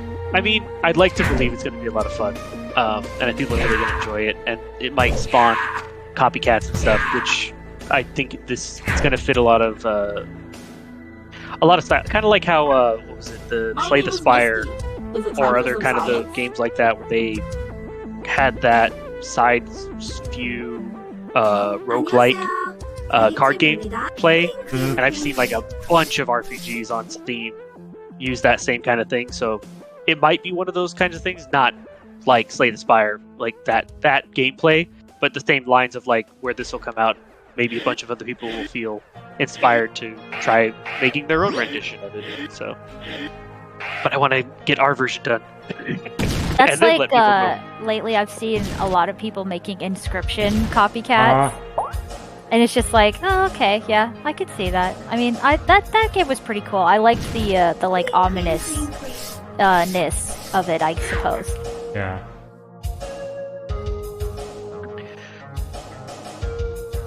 But we'll see ultimately. I mean, who knows? But You gotta dream big. with the few people that I've had play a mock paper version of it, they seem to be having fun. The only problem was I had to keep reminding them because I had to do all of the shuffling and dealing, so to speak, that this will go a lot faster because I have to physically these pieces of cardboard and paper, where the computer will just be able to and it's done. Like draw your hand of 5 cards, and it's like done. Something like that, right? You draw your open hand, like even in like Yu-Gi-Oh, it's like you're done. Or Magic. They throw it into your hand really fast. So, but if you're playing it like, okay, draw 50 cards, you're like 1, 2, 3. Yeah. I count every card out one by one. Yeah. Yeah, so, analog as you go is very time consuming. Or for sure. It can. But it's like, oh yeah, this would be great for when it's digital and there's a computer that's like, oh, draw this many cards, done. There you go, cool. Take like a second versus me sitting there, and then of course, like I was using dice rolls to mock random number generators, essentially, to be like, oh, okay, so we'll do a damage value between this and this. So it's like roll the dice, wait for it to stop rolling, see it, do the modifiers. Is like almost like a card game D&D sort of thing, which is sort of the idea behind of what I want As You Go to kind of feel like, but you don't have to wait for physical dice to stop rolling, and then you have to physically do or mentally do the math, whatever. It'll just be, boom, play card, watch thing happen. So. Okay, let's see. The magic of computers. Couple rooms left. I don't think there was any. There was anything in that one. Oh, there's a Robofriend at the end of the hall, I think. Wait, of the room I was just... I thought so. I thought I saw some pink over there. No, it's a chair. Oh, no, that's just the chair. Yeah, it's a chair. I was farther from the screen. I thought that might have been the head of the Misako one, but I was like, I don't remember putting a spawn point there. Maybe. Usually the Robofriend spawn point in that room is in the middle.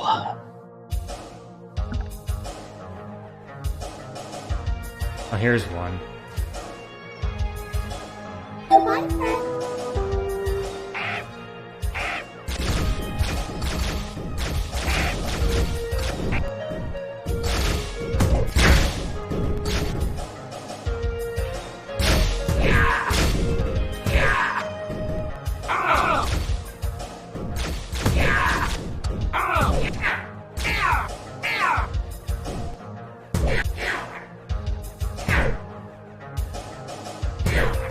Ejecting Northview Pro.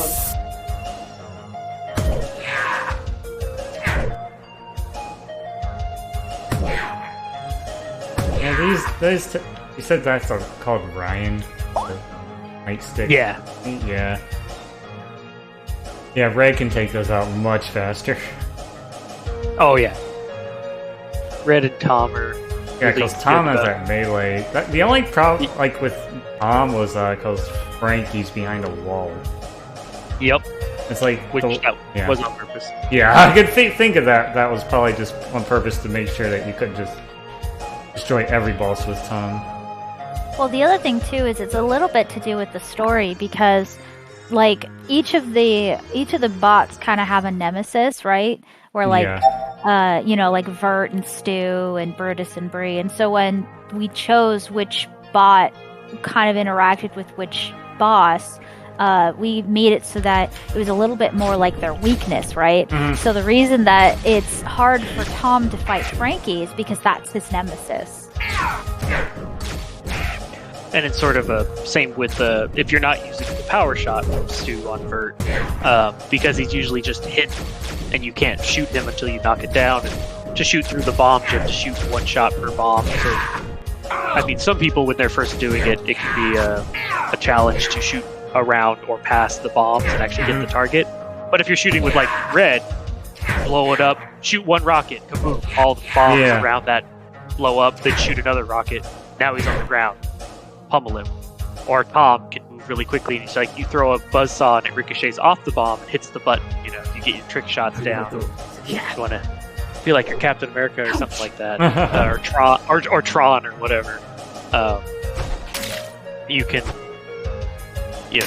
kind of feel that way. And if you're Bree, you can just run into the bombs and you'll just cause a melee shockwave around you to destroy him anyway. But if you get power-ups or certain things, like when I do have a bit of a better time with Tom against Frankie when I have the power shots where he throws like multiple discs at once, like power shot level 3.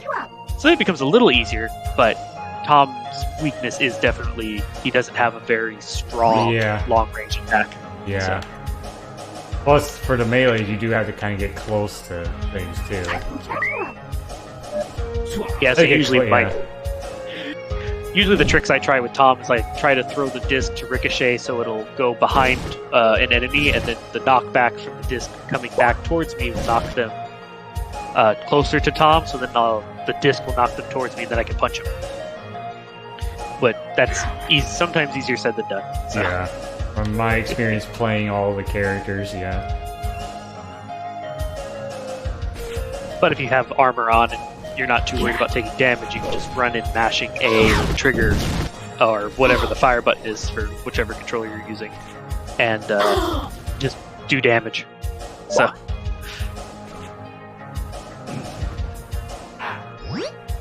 There was a time where his melee attack was just a constant damage-dealing blade held in front of him.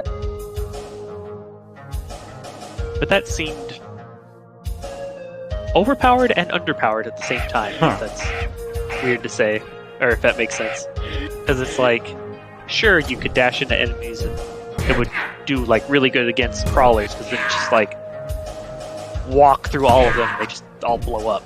But it was underpowered in the idea that you had to walk and you had to like hold an attack button to do it, or hold a joystick in one of the directions like you're aiming.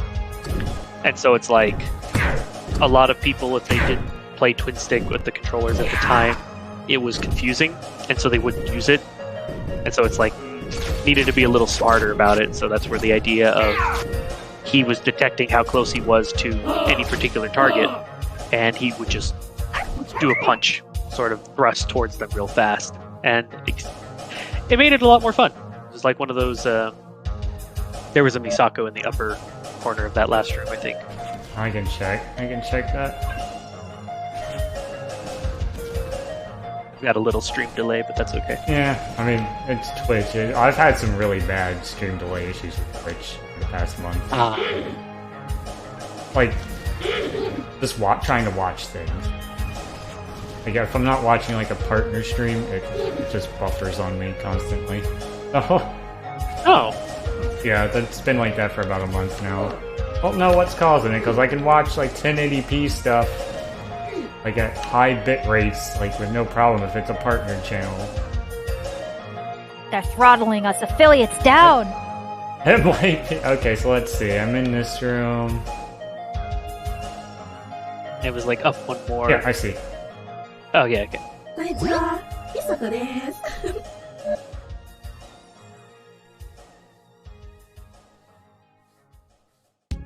I think I actually still... I was gonna say, I think I still have the video of when I first got the Robofriends following and reorganizing on my phone, like I showed to... I think I like texted it to Megan or something like that, to be like, look, I have them working the way I want, where they would reorganize themselves and be a little like flicky chain. I'm on break. Also, I was wanting to mention any other things, like any other games that inspired this. I think that's what I was going to ask about. I know you mentioned a few. Yeah, it would be like... At one point they were like Kirby, but where the upgrade was a sort of a pseudo level up, where you would use the scrap, like 10 scrap as a level up, like you filled your XP bar, and you could buy a power up, like powered shot or whatever, and you would level it up if you could hold on to it and continue leveling it up. But most of the time people would take too many hits right away and lose the upgrade immediately, so they basically just waste scrap. so that's where I think I don't remember who exactly brought up the question, but it was like, well, that's not working. Maybe we can do a different way. I'm like, I don't know. I guess we could just lower the cost, and since people are usually only getting one use anyway, just make it activate, and then you have access to all of them all the time. And at first it was a question like, well, how is that going to change with the control? And it's like, it won't change the control at all. It'll behave like it does now, where they open up the upgrade menu like we had it, we hold the one trigger, hit a button, and it just happened. Done. Yeah. And it's like, oh, because before we had like power used to be called like charge. So basically if you had that upgrade or you chose that level up line, you then had access to your charge attack, in which case you had to hold the button down, it'd fill up a little charge meter, and then when you let go, it would attack. So for Red, it was like you had access to his spread shot or laser beams or whatever it happened to be for which character you're playing. So a little bit of that got went away, so give something else. Smash TV, Legend of Zelda, for like the camera angles and twin stick style. I would say that Enter the Gungeon, not specifically Enter the Gungeon, but like Nuclear Throne and those other kinds of top-down twin stick shooters. Yeah, wasn't like, I think it was, which one you mentioned? Zombies Ate My Neighbors, was that? That was one of them for sure. With the like, I thought saving the Robofriends was kind of, it's like, oh, Zombies Ate My Neighbors, but the neighbors actually help instead of just disappear. That was another one that was just like fun. That one was a big inspo for the game, like as far as the Robofriends part, you know. Mm-hmm. But yeah, definitely Zombies Ate My Neighbors, definitely Kirby for the upgrades, you know, at the time, but then they kind of evolved into their own thing. I think Dawn kind of has this policy when we make games just as Game Grotto, and this is more of our own personal thing, but like if you can say the game is like one game and you only use that one game as an example, then that's not what we're really going for. So like if we made a game and you're like, oh yeah, it's like Dark Souls, only you know, it's not because it's made by this person, right? That's not really what we wanted to do. And so when we were making bots, we were just like, okay, it's like Zombies Ate My Neighbors, but it's also like Smash TV, but it's also kind of like the Zelda, but it's also like a roguelike with a story. So it's not like any of these things. Yeah. Basically, the way I started, like, because I had people asking the question, because this was based off of a phone game we were making originally, and it's like we weren't doing the phone game the right way for like phone games as they were moving, and so that got scrapped. And I was like, I was planning on making this game or a version of this game on Steam with controller support or like RTS style control. And so basically we scrapped the phone and just went straight to Steam and Switch versions, which is what you're playing now. And that was just like, oh, we'll just make it like a twin stick, because I always wanted it to be kind of a top down, because that's just what I was able to do at the time with my abilities. And it kind of grew from there, and it slowly turned into a little more original idea. But the people were saying it's like, oh no, nothing's original. And I went, I don't really accept that. And so I started thinking, like, what's a good, like, if someone asked me, like, well, how do you know something's original or not? Like Megan was saying, what sort of became my definition of like originality was like, if you can't saying like, oh, this is reminiscent of that, or this is like this, and you have to point to like this one concept of the game, like for example the crawlers and how they move in a line and they shoot in a pattern. It's like, oh, that's like the alien ships from Galaga, right? Okay, that's fine, that's fair, but that's one aspect of the game. Yeah. And so it's like, if it takes this game, oh, you can say, oh, this reminds me of that, and it looks like this, and this looks like that, and you're naming off like 65 plus different ideas and games, and it's like, okay, well at that point, it's like you gotta start thinking like, okay, that's a little more original. So like defining originality as you can't really say it's this, and that's it. If the answer is, oh, what's that game like? Oh, it's this game with this reskin or this story. Yeah. It's like, unless you're the people who made the story originally, like for example, the way Elden Ring is, it's like, oh, it's like Dark Souls, but a different storyline, so it's called Elden Ring. It's like, yeah, but they made Dark Souls, so it's like, yeah, because FromSoft. Exactly. So it's like, well, they could do that. They could take their own engine and make a new story. That's fine. That's what they can do. But if like the one I think then this is everyone's welcome to disagree with me. I've had plenty of people disagree, but like one of them that I didn't care much for, that I was more upset about originally was Stardew Valley, because it's like it's just Harvest Moon on the computer. I tried playing a bit of Stardew. I don't think it's bad, but I tried it, and it's just not one that I was able to get into.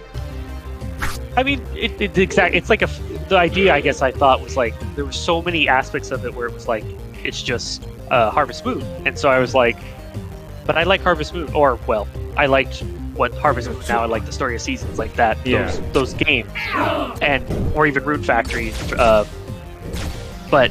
I don't know, it just felt weird for it getting as much praise as it did, for it being like, well, yeah, if you made Pac-Man again, which they did, people tried to rip off Pac-Man, and there were so many Pac-Man rip-off arcades in the 80s that it's like, to me, it's like the same idea. It's like, it's just a knockoff. It's like, sure, it could be fun, but the praise,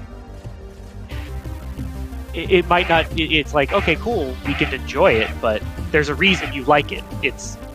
If somebody made Vanilla Ice Cream again, and you had it, it's like, wow, this tastes exactly like Vanilla Ice Cream. That's my favorite ice cream flavor. And you're like, well, yeah, of course you like it. It tastes like vanilla. It is vanilla, It's like, how far away do you need to be?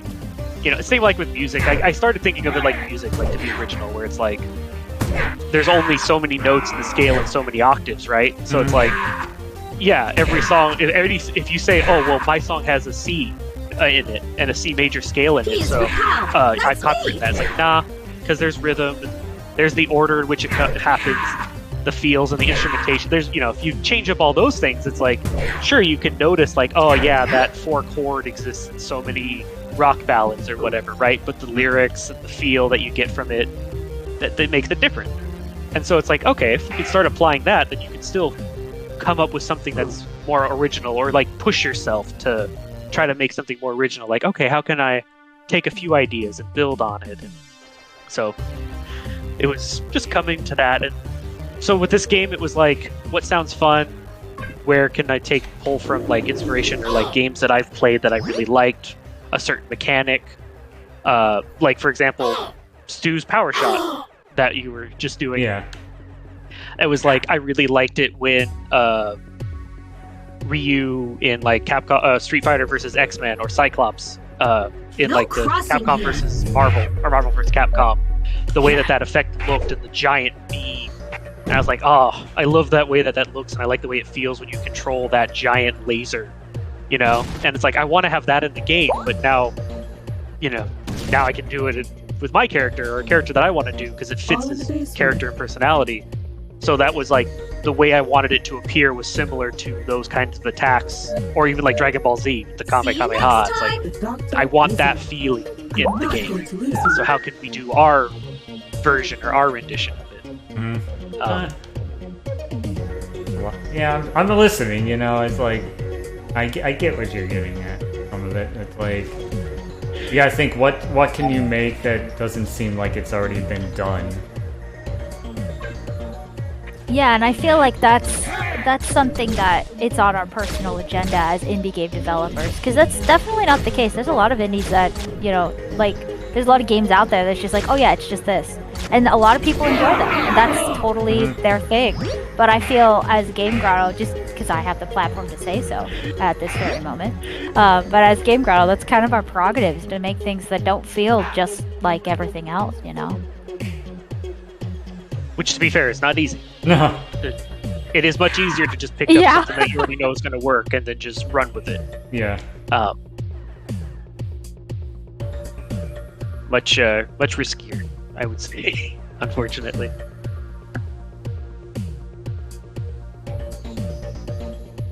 Which, I mean, to be honest, in the case of this game, it didn't really do it any favors. I mean, it didn't really take off in any way, shape, or form. There are advertisement. Yeah, I mean, that was the release. You got this out in March of 2020. And we all know that was a difficult time for anything. Yeah. It canceled the con, and everything shut down literally the same, at least for North America. So. Yeah. I just I count my lucky stars that one day we'll resubmit to Nintendo and bots will get the explosion that I think it deserves as the developer. My snooty nose up in the air.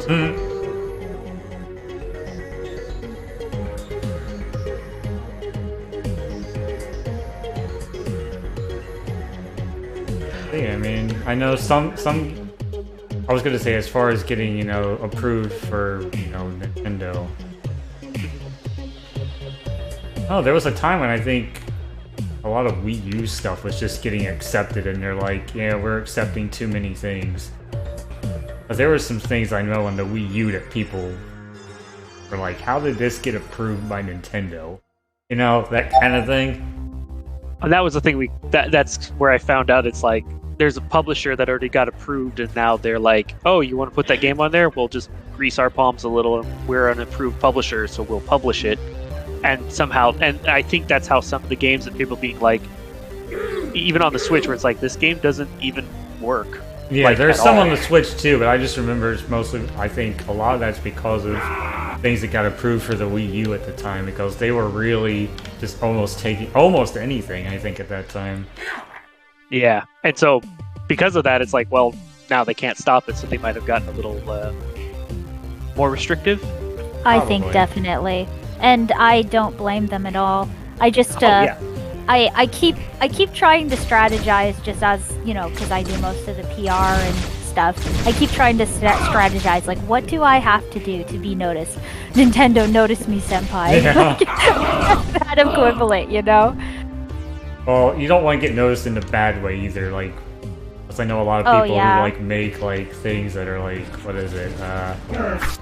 Almost not some of the ports and stuff. Hey, look, here's a Fab. Hi, sweetie. Oh, we get to test Fab. Nice. Now, let's see if it kills me. It shouldn't, right? Nope, it shouldn't. Yeah, they should shoot it. It'll just. They are, and I'm not getting hurt. All right, that's good. When I was doing a debugging of it, and I saw that, I was like, oh well, that's the problem. It's defaulting to the incorrect value.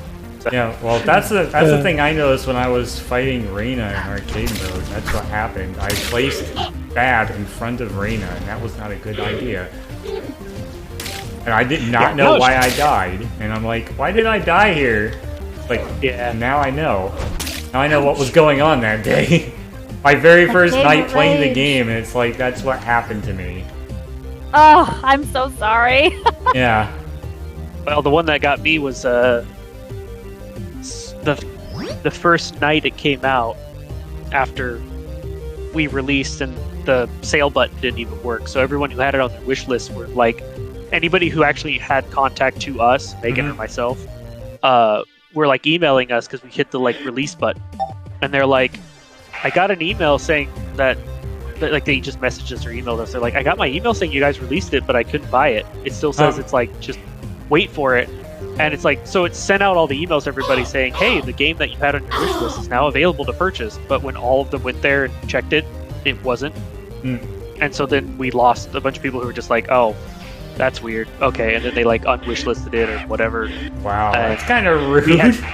Yeah. I mean, if I was interested in a game, I would have tried to see what the heck was going on.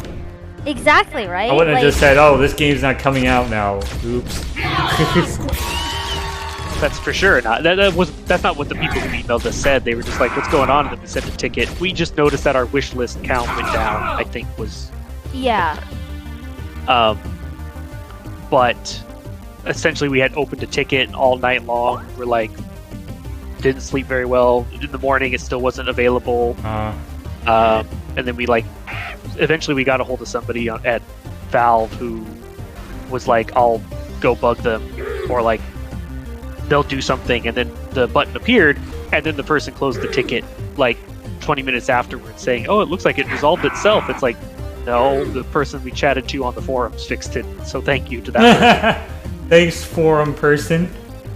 Yeah, that cracked me up because I was, you know, in distress, obviously, because we just basically had our soft launch. Con was canceled, right? And now the buy button's not working, so I'm freaking out, right? Yeah. And so I'm just like trolling the forums, like, somebody's gotta help me, and then somebody did. So I don't remember who you are, but thank you, Valve person, who fixed my play button. First, yeah.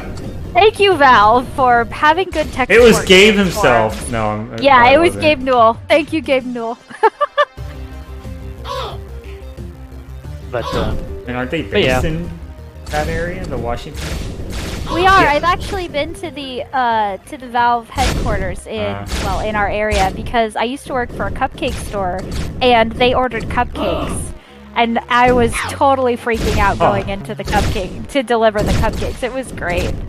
Like, got cupcakes for Gabe. Like literally, yeah. I think it was around the time where Team Fortress 2 launched, and they had like a party, and so we made Team Fortress cupcakes. It was great. Oh, wow. No, because Team Fortress 2 originally came out a long time ago. You're thinking like an update or something? It was like the orange box or something? I don't know. No, that was she wasn't working at the Cupcake Kid. We were still. Let me think. It was something that early they. high school. Maybe it was Portal 2. I can't remember. But maybe it was just a Team Fortress group because we made Team Fortress cupcakes. Oh, okay. That's why you're thinking that. Add it to the team. The last Team Fortress devs. They were still a team at the time. TF2. But yeah, it was funny because my boss was like, Valve, what is this? It's like some plumbing company? And I was looking at her. I'm Plumbing just like, company. no, that's not. No, oh my Valve, the God. plumbing company. Like. It was hilarious because if you go in the building, there's actually valves in that's their lobby. logo. It's like a valve, an actual Yeah. valve, but in the guy's head or whatever it is. But Exactly, it was like that in the front of the building, and she's just like, "What is this? Like, you know, like a plumbing?" I'm like, "No." And so basically, me and my other coworker, who are super nerdy, we got to deliver the cupcakes that day because we're like, "We want to go to Valve!" Oh! We're all excited. yeah, that sounds like a fun thing to do. Yeah, that's when we were living in Bellevue in Washington. Yeah. It's easier for me to commute to Microsoft at the time. Yeah, there's Microsoft, Nintendo, a lot of game development in that area. Yeah, actually, I think no, I had switched companies at that time, but I was like, when they were taking a long time with our original submission, I was like, I'm about ready to just drive over there. We're close enough. I know where they are. Yeah. I mean, at the walls. I didn't live very close to it, but I don't know. I don't think he lives there anymore. I don't know actually, but I had a cousin who lived in Hunt Valley, Maryland, which is because he worked for the McCormick Spice Company, and he was pretty close to some stuff around there. Like there's the Game Shark developer was there. I'm not sure how far Bethesda is from that. But yeah, I remember. Hi there, I'm Haley. Need a hand? I guess that was the one thing we could say we were inspired to use the word Softworks in our official legal title for Game Grotto because like there is technically another like official Game Grotto business that's like they're like billiards, pinball machines, like that kind of game, and so that's why we're like our official thing is the whole Game Grotto Softworks. Yeah, so they know you're yeah. I hate that. It almost sounds like the whole thing with Meta. You know? My name is Miss Yeah. Like, yeah. Time for some science? It works out pretty good because then it's like you're still like how that's where Bethesda made me think of it is because everybody calls them just Bethesda, but technically they're like Bethesda Softworks or something like that, They right? were Bethesda Softworks. They've rebranded. I think Bethesda Studio now, but I mean now they're owned by Xbox, Bethesda so I have Game no Studio idea. or Microsoft Yeah. Game Studio, something like that, you know. But back in the day, they were Bethesda Softworks, which is where I sort of ninja'd Softworks. 'Cause I honestly, going back, like thinking about it now, I kind of wish I would have done just software or something like that. But live and you learn, right? Look, I see a bidet hiding in a box. He's so scared. He's hiding. Oh yeah. Catch you later, friend. Oh, okay, so... Oh, I see one. I see one I missed. All the way over on the left. Oh, did the bidet count? I think so, I heard it speak. Oh, okay, then yeah. I need to get... Oh yeah, there he's going. Just taking a sweet time getting started. It's because it got to stand up. It's I gotta go got through his full stand health, animation. so I don't really need to do that healing. Do the armor, though. And I don't have a tidy Tim. I don't think there was a tidy Tim here. Oh, I gotta go back. I gotta go down. Well, you've got your Fab. You got 2 attackers. What, Handley and Misty? Okay.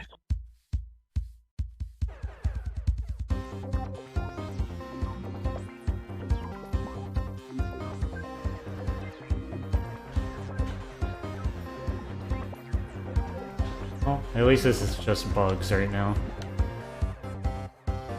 I think the we'll next know one what's might be 40, though. Might be. I kind of lost track. So Yeah. We'll find out, though.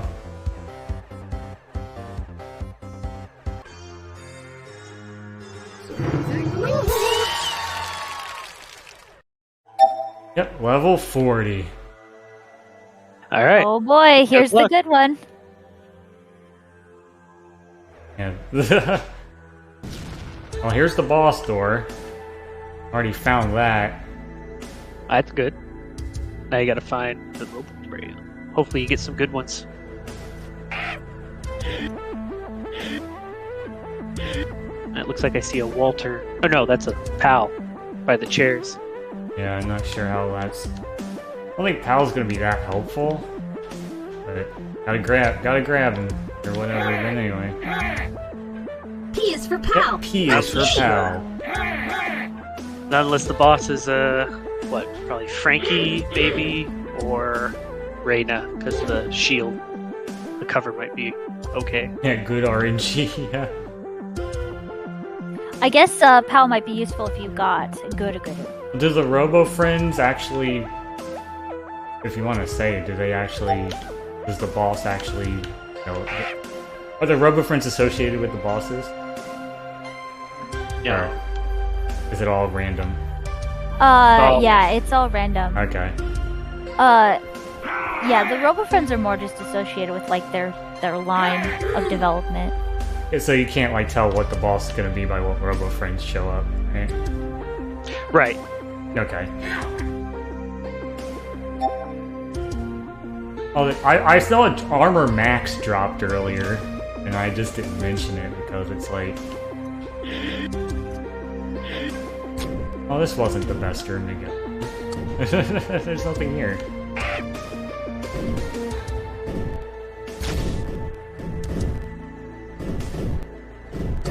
We're trying to have a conference in that table, I think. Yeah.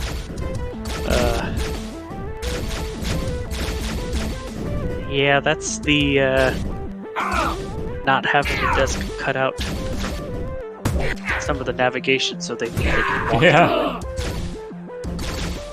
They're using SV cheats equals 1. The old no click. Talking about Valve, right? That's like a Source Engine thing. This isn't in Source, this is in Unity.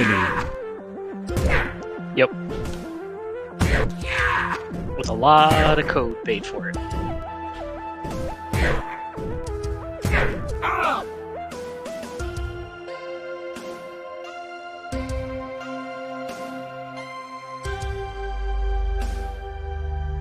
And the music's just randomly picked too, right? Yeah, it's basically just taking all of the tracks and... Yeah, I was gonna say, because right now I think the music is the Vert track. The space one. It sounds, I think. The boss music should still be their rendition of their level. Yeah, but- once they get in there, yeah. But the music that's playing now doesn't mean anything, right? Right, that's just like, okay, pick another. One song ends, fade it out, pick another one, play that one.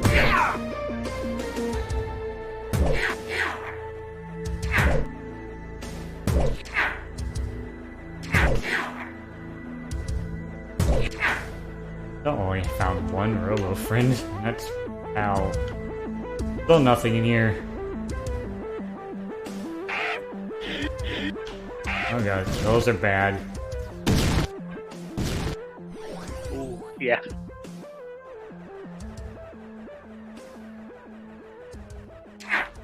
I think I'm glad I tuned down Barry. There was a time when he was going to shoot out those spikes in all Oh directions. yeah, that wouldn't have been fun.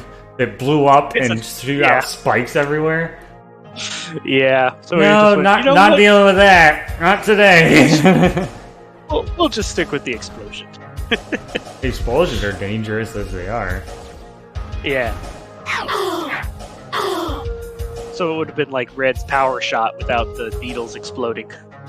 Bonjour, my name is Walter. Yeah, water. Got water boy. I gotta figure. I know it's not true, but I feel like the RNG leads to having Walters. At least on my computer, it feels like I get a lot of Walters in arcade mode. But I know it's like they all have it just picks a number, picks one from the list. So Yeah. it's like weird that it feels like I get Walter a lot, but Yeah. or it's like one of the one of the ones that's usually in the level is a Walter, but it's like I don't know. I know it's not the case. It just feels Yeah. I think I've seen Walter a lot too. Even in the previous build, like the previous version, I think I saw Walter a lot. Yeah, we didn't really change, or I didn't change anything with the randomizer for that, like selecting them. That's why it's like, seems strange. But like the biggest change with the Robofriends this time around was that I was just like, I feel like people want to be able to use them more often, so let's just reduce them by set percentages and just make them happen more often. And so that's what There's we did. Stanley. I don't think I've seen him. Oh, Mr. He's the Stop. crosswalk guard. Yep. He's like a crossing guard. Keeps melees out. Or that's what he's supposed to do, is keep melees out. Oh, he Doesn't seems to have do stun okay. projectile. It seems Yeah. to do okay.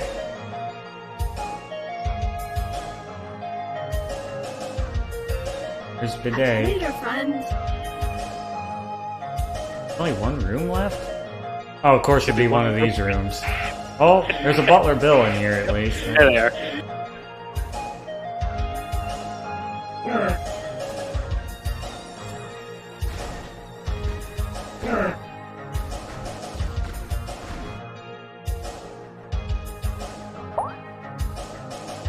I definitely want... Should I swap out? Al? Sorry, you're not allowed. I wanted to get rid of you, pal. See you next Alright. time. Greetings, Butler sir. Bill. Butler Bill, let's give it a shot, shall we? Butler Bill, Stanley, and Walter. Also, I think Pal got stuck. Pal, why? I mean, Pal's blocking. You're blocking yourself, Pal. It's like, where are we going today? Into the wall? Yeah, Okay. really. I like being stuck in a wall. Wait. You know what that's from? No, what is that from? The air conditioner from Brave Little Toaster. Yes, I do. Like, I like being stuck in a wall! It explodes afterwards. Was that have all a of break. them, or is there... Yeah, that was the last Robofriend. Alright! Wait, who's it gonna be? Good question. Switch to Butler Bill. That.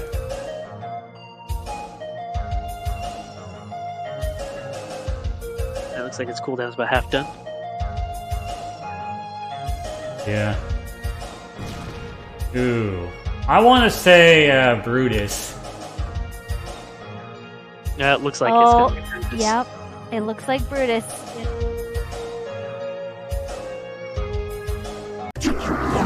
Yep. Now you're as good as a At least I'm not as afraid of Brutus as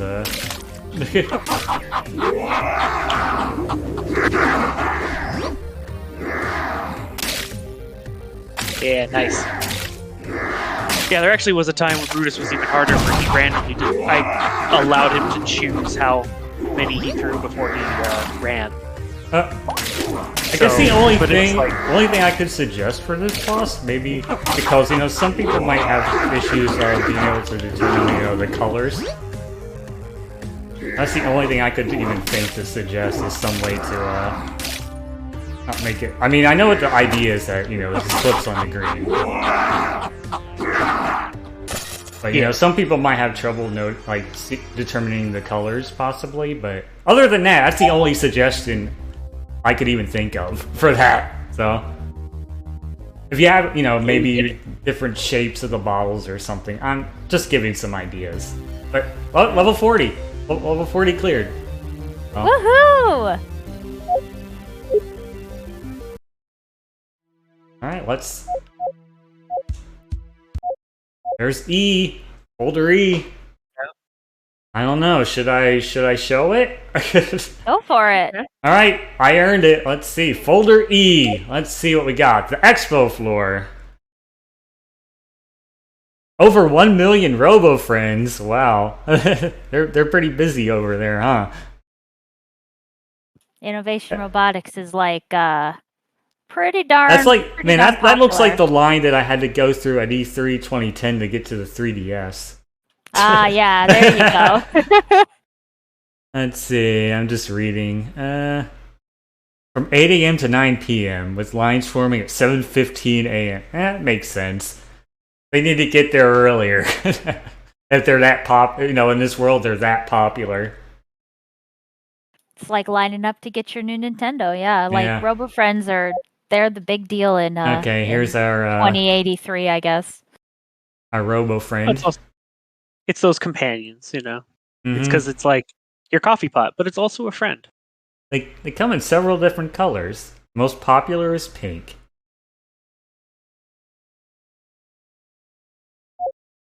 Let's see. Here's a log.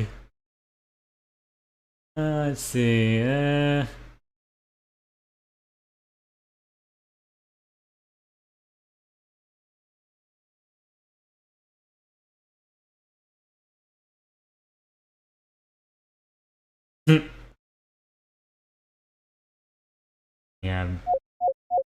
There's Reginald. Ah, so this would be the one that should be talking about like red and stuff. Yeah. Yeah.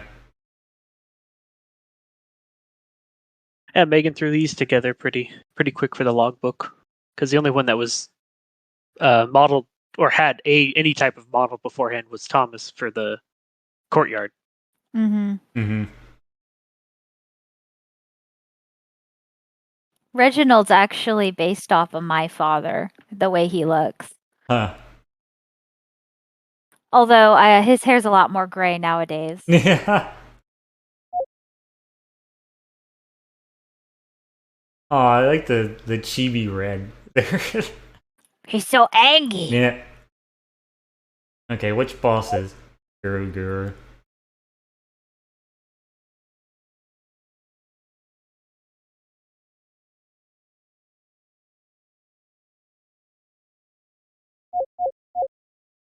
We won! Yay!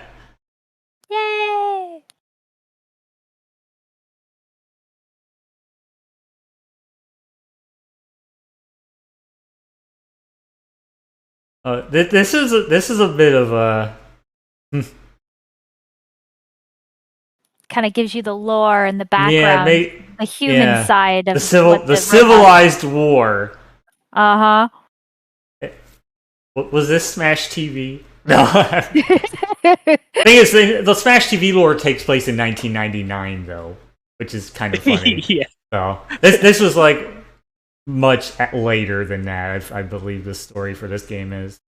Yeah, the reason we did 2083 is we wanted to do that like new retro wave with like the 80s inspiration, and so we went with 2080. Yeah, so it's the 80s, but it's the 2080s. Exactly. I mean, when 2020 hit, they were, trying to think, maybe it's the Roaring Twenties again or some nonsense. But Exactly. yeah, that's a concern for the 2030s, though, isn't it? A little bit. Yeah. Yeah. Well. Yeah. Okay. Maybe it'll be Jack. opposite. Maybe it's just reversed. Yeah. Maybe it'll be. Yeah. There's Jack. He is Yep, a knockoff. copycat.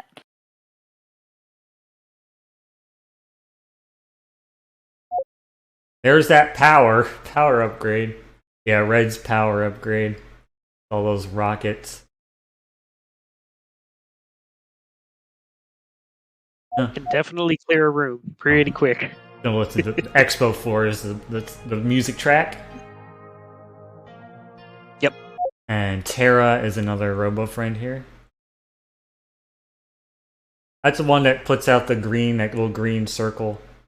Yeah, the stinky one. The stinky one. Alright, well that's folder E, which I don't know how many people have that achievement at this point. I think you're actually the first one to get that achievement right Maybe now. I am. Well, all of them say like 1.2%. Like, yeah, a lot of people mainly played the story mode, which is like arcade mode was like the harder difficulty. Yeah, that's after you've graduated. Yeah, you've memorized what all of them can kind of do, and you kind of have started figuring out strategies, things like that. Well, I guess today I also have kind of an official time. I got under a half an hour. Yeah. I just wish I got the power up. I didn't get any during that story run. Yeah. Which was just even if you would have got just level 1, that probably would have helped the time a bit. Yeah, it would have helped if I had. Yeah, as you saw, once I actually used it against Frankie and Brutus in the arcade mode, and I'm sure there's probably an even better way to actually utilize that to even higher potential if you can actually hit more. It'd be fun to do a race sometime. I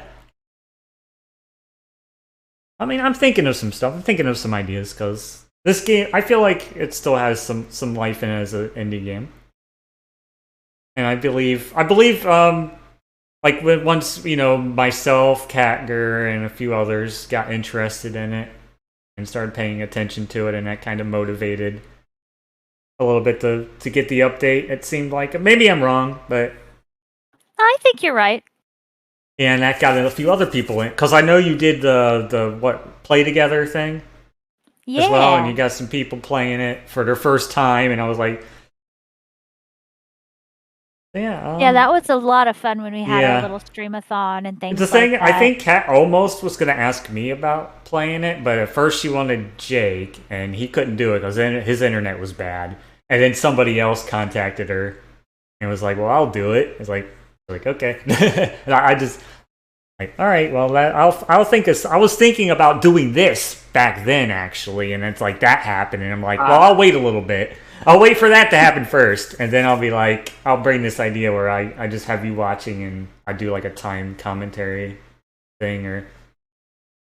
Yeah, this was a lot of fun. Yeah, I don't know how many people. I mean, of course, I'll post the VODs, and we can share the VODs too, so people can. I'll add it to my giant playlist on YouTube of every B.O.T.S video I can find. Yeah, I'll definitely get this one on YouTube, but it'll be on Twitch for a while first, but it'll be on both probably. So people can check sharing it and playing our game. It really makes us happy. Thank you so much for playing my game. Yeah, thank you so much. So with that, I don't know. I don't have anything else. Let's see. You had about the 2 hours that we thought, right? I mean, it only took a half hour to do story, and I All right. So with that said, yeah, we're gonna take Megan and I'll be taking a break, and then we'll. Yeah, you're gonna be streaming something later, right? Yeah, we're gonna be working on As You Go. Yeah. Okay. So there's something. Is there anybody doing anybody on your following that's on right now? I think Ubu's streaming. That's about it. So I don't know. We'll check the. I'll check mine too, but I was thinking if you know anybody that you could. Let's see. I'm going to. Yes, Ubo is on right now. All right. Let me. Blue Star Ubo. I'm going to close the game out. Okay. So yeah, I put my follow information up. Anybody wants to check me out on Twitter or my Steam, even though I had to open Steam to play this, so I'm not on Steam as much as I used to be, but I still play some stuff occasionally. So I'll see if anybody's on. I mean, I got like a few people who are kind of lurking as well, I'm sure, but Mav was around and watched for a little bit. Yeah, I'll definitely make sure people will see some VODs of this and stuff as well. So, Cool. Well, as long as the most important thing to me with the games, especially if I'm making them, is that people are having fun. So even if it's, I toned down a little bit of what my original expectation was to help me feel better about it. So as long as, even if there's like this, just one kid or one person somewhere. I think that's what the Kirby one of the Kirby devs said. If there's even just one person who likes, Kirby, they're going to keep making Kirby games. Yeah, and I think you're right, Pell. That was kind of where Donovan and I adopted that mentality, was from the Kirby dev, because they said if one person's enjoying it, you picture that one person in your mind, and you're just like, okay, if I can make it for them and they're happy, then it's worth it. Okay, so is the person Blue Star Ubu? Yeah. Let me check here. Should be. I think it's like Fall Guys right now. Yeah. I think he's doing a collab right now, so. It's got I see some other person there because I have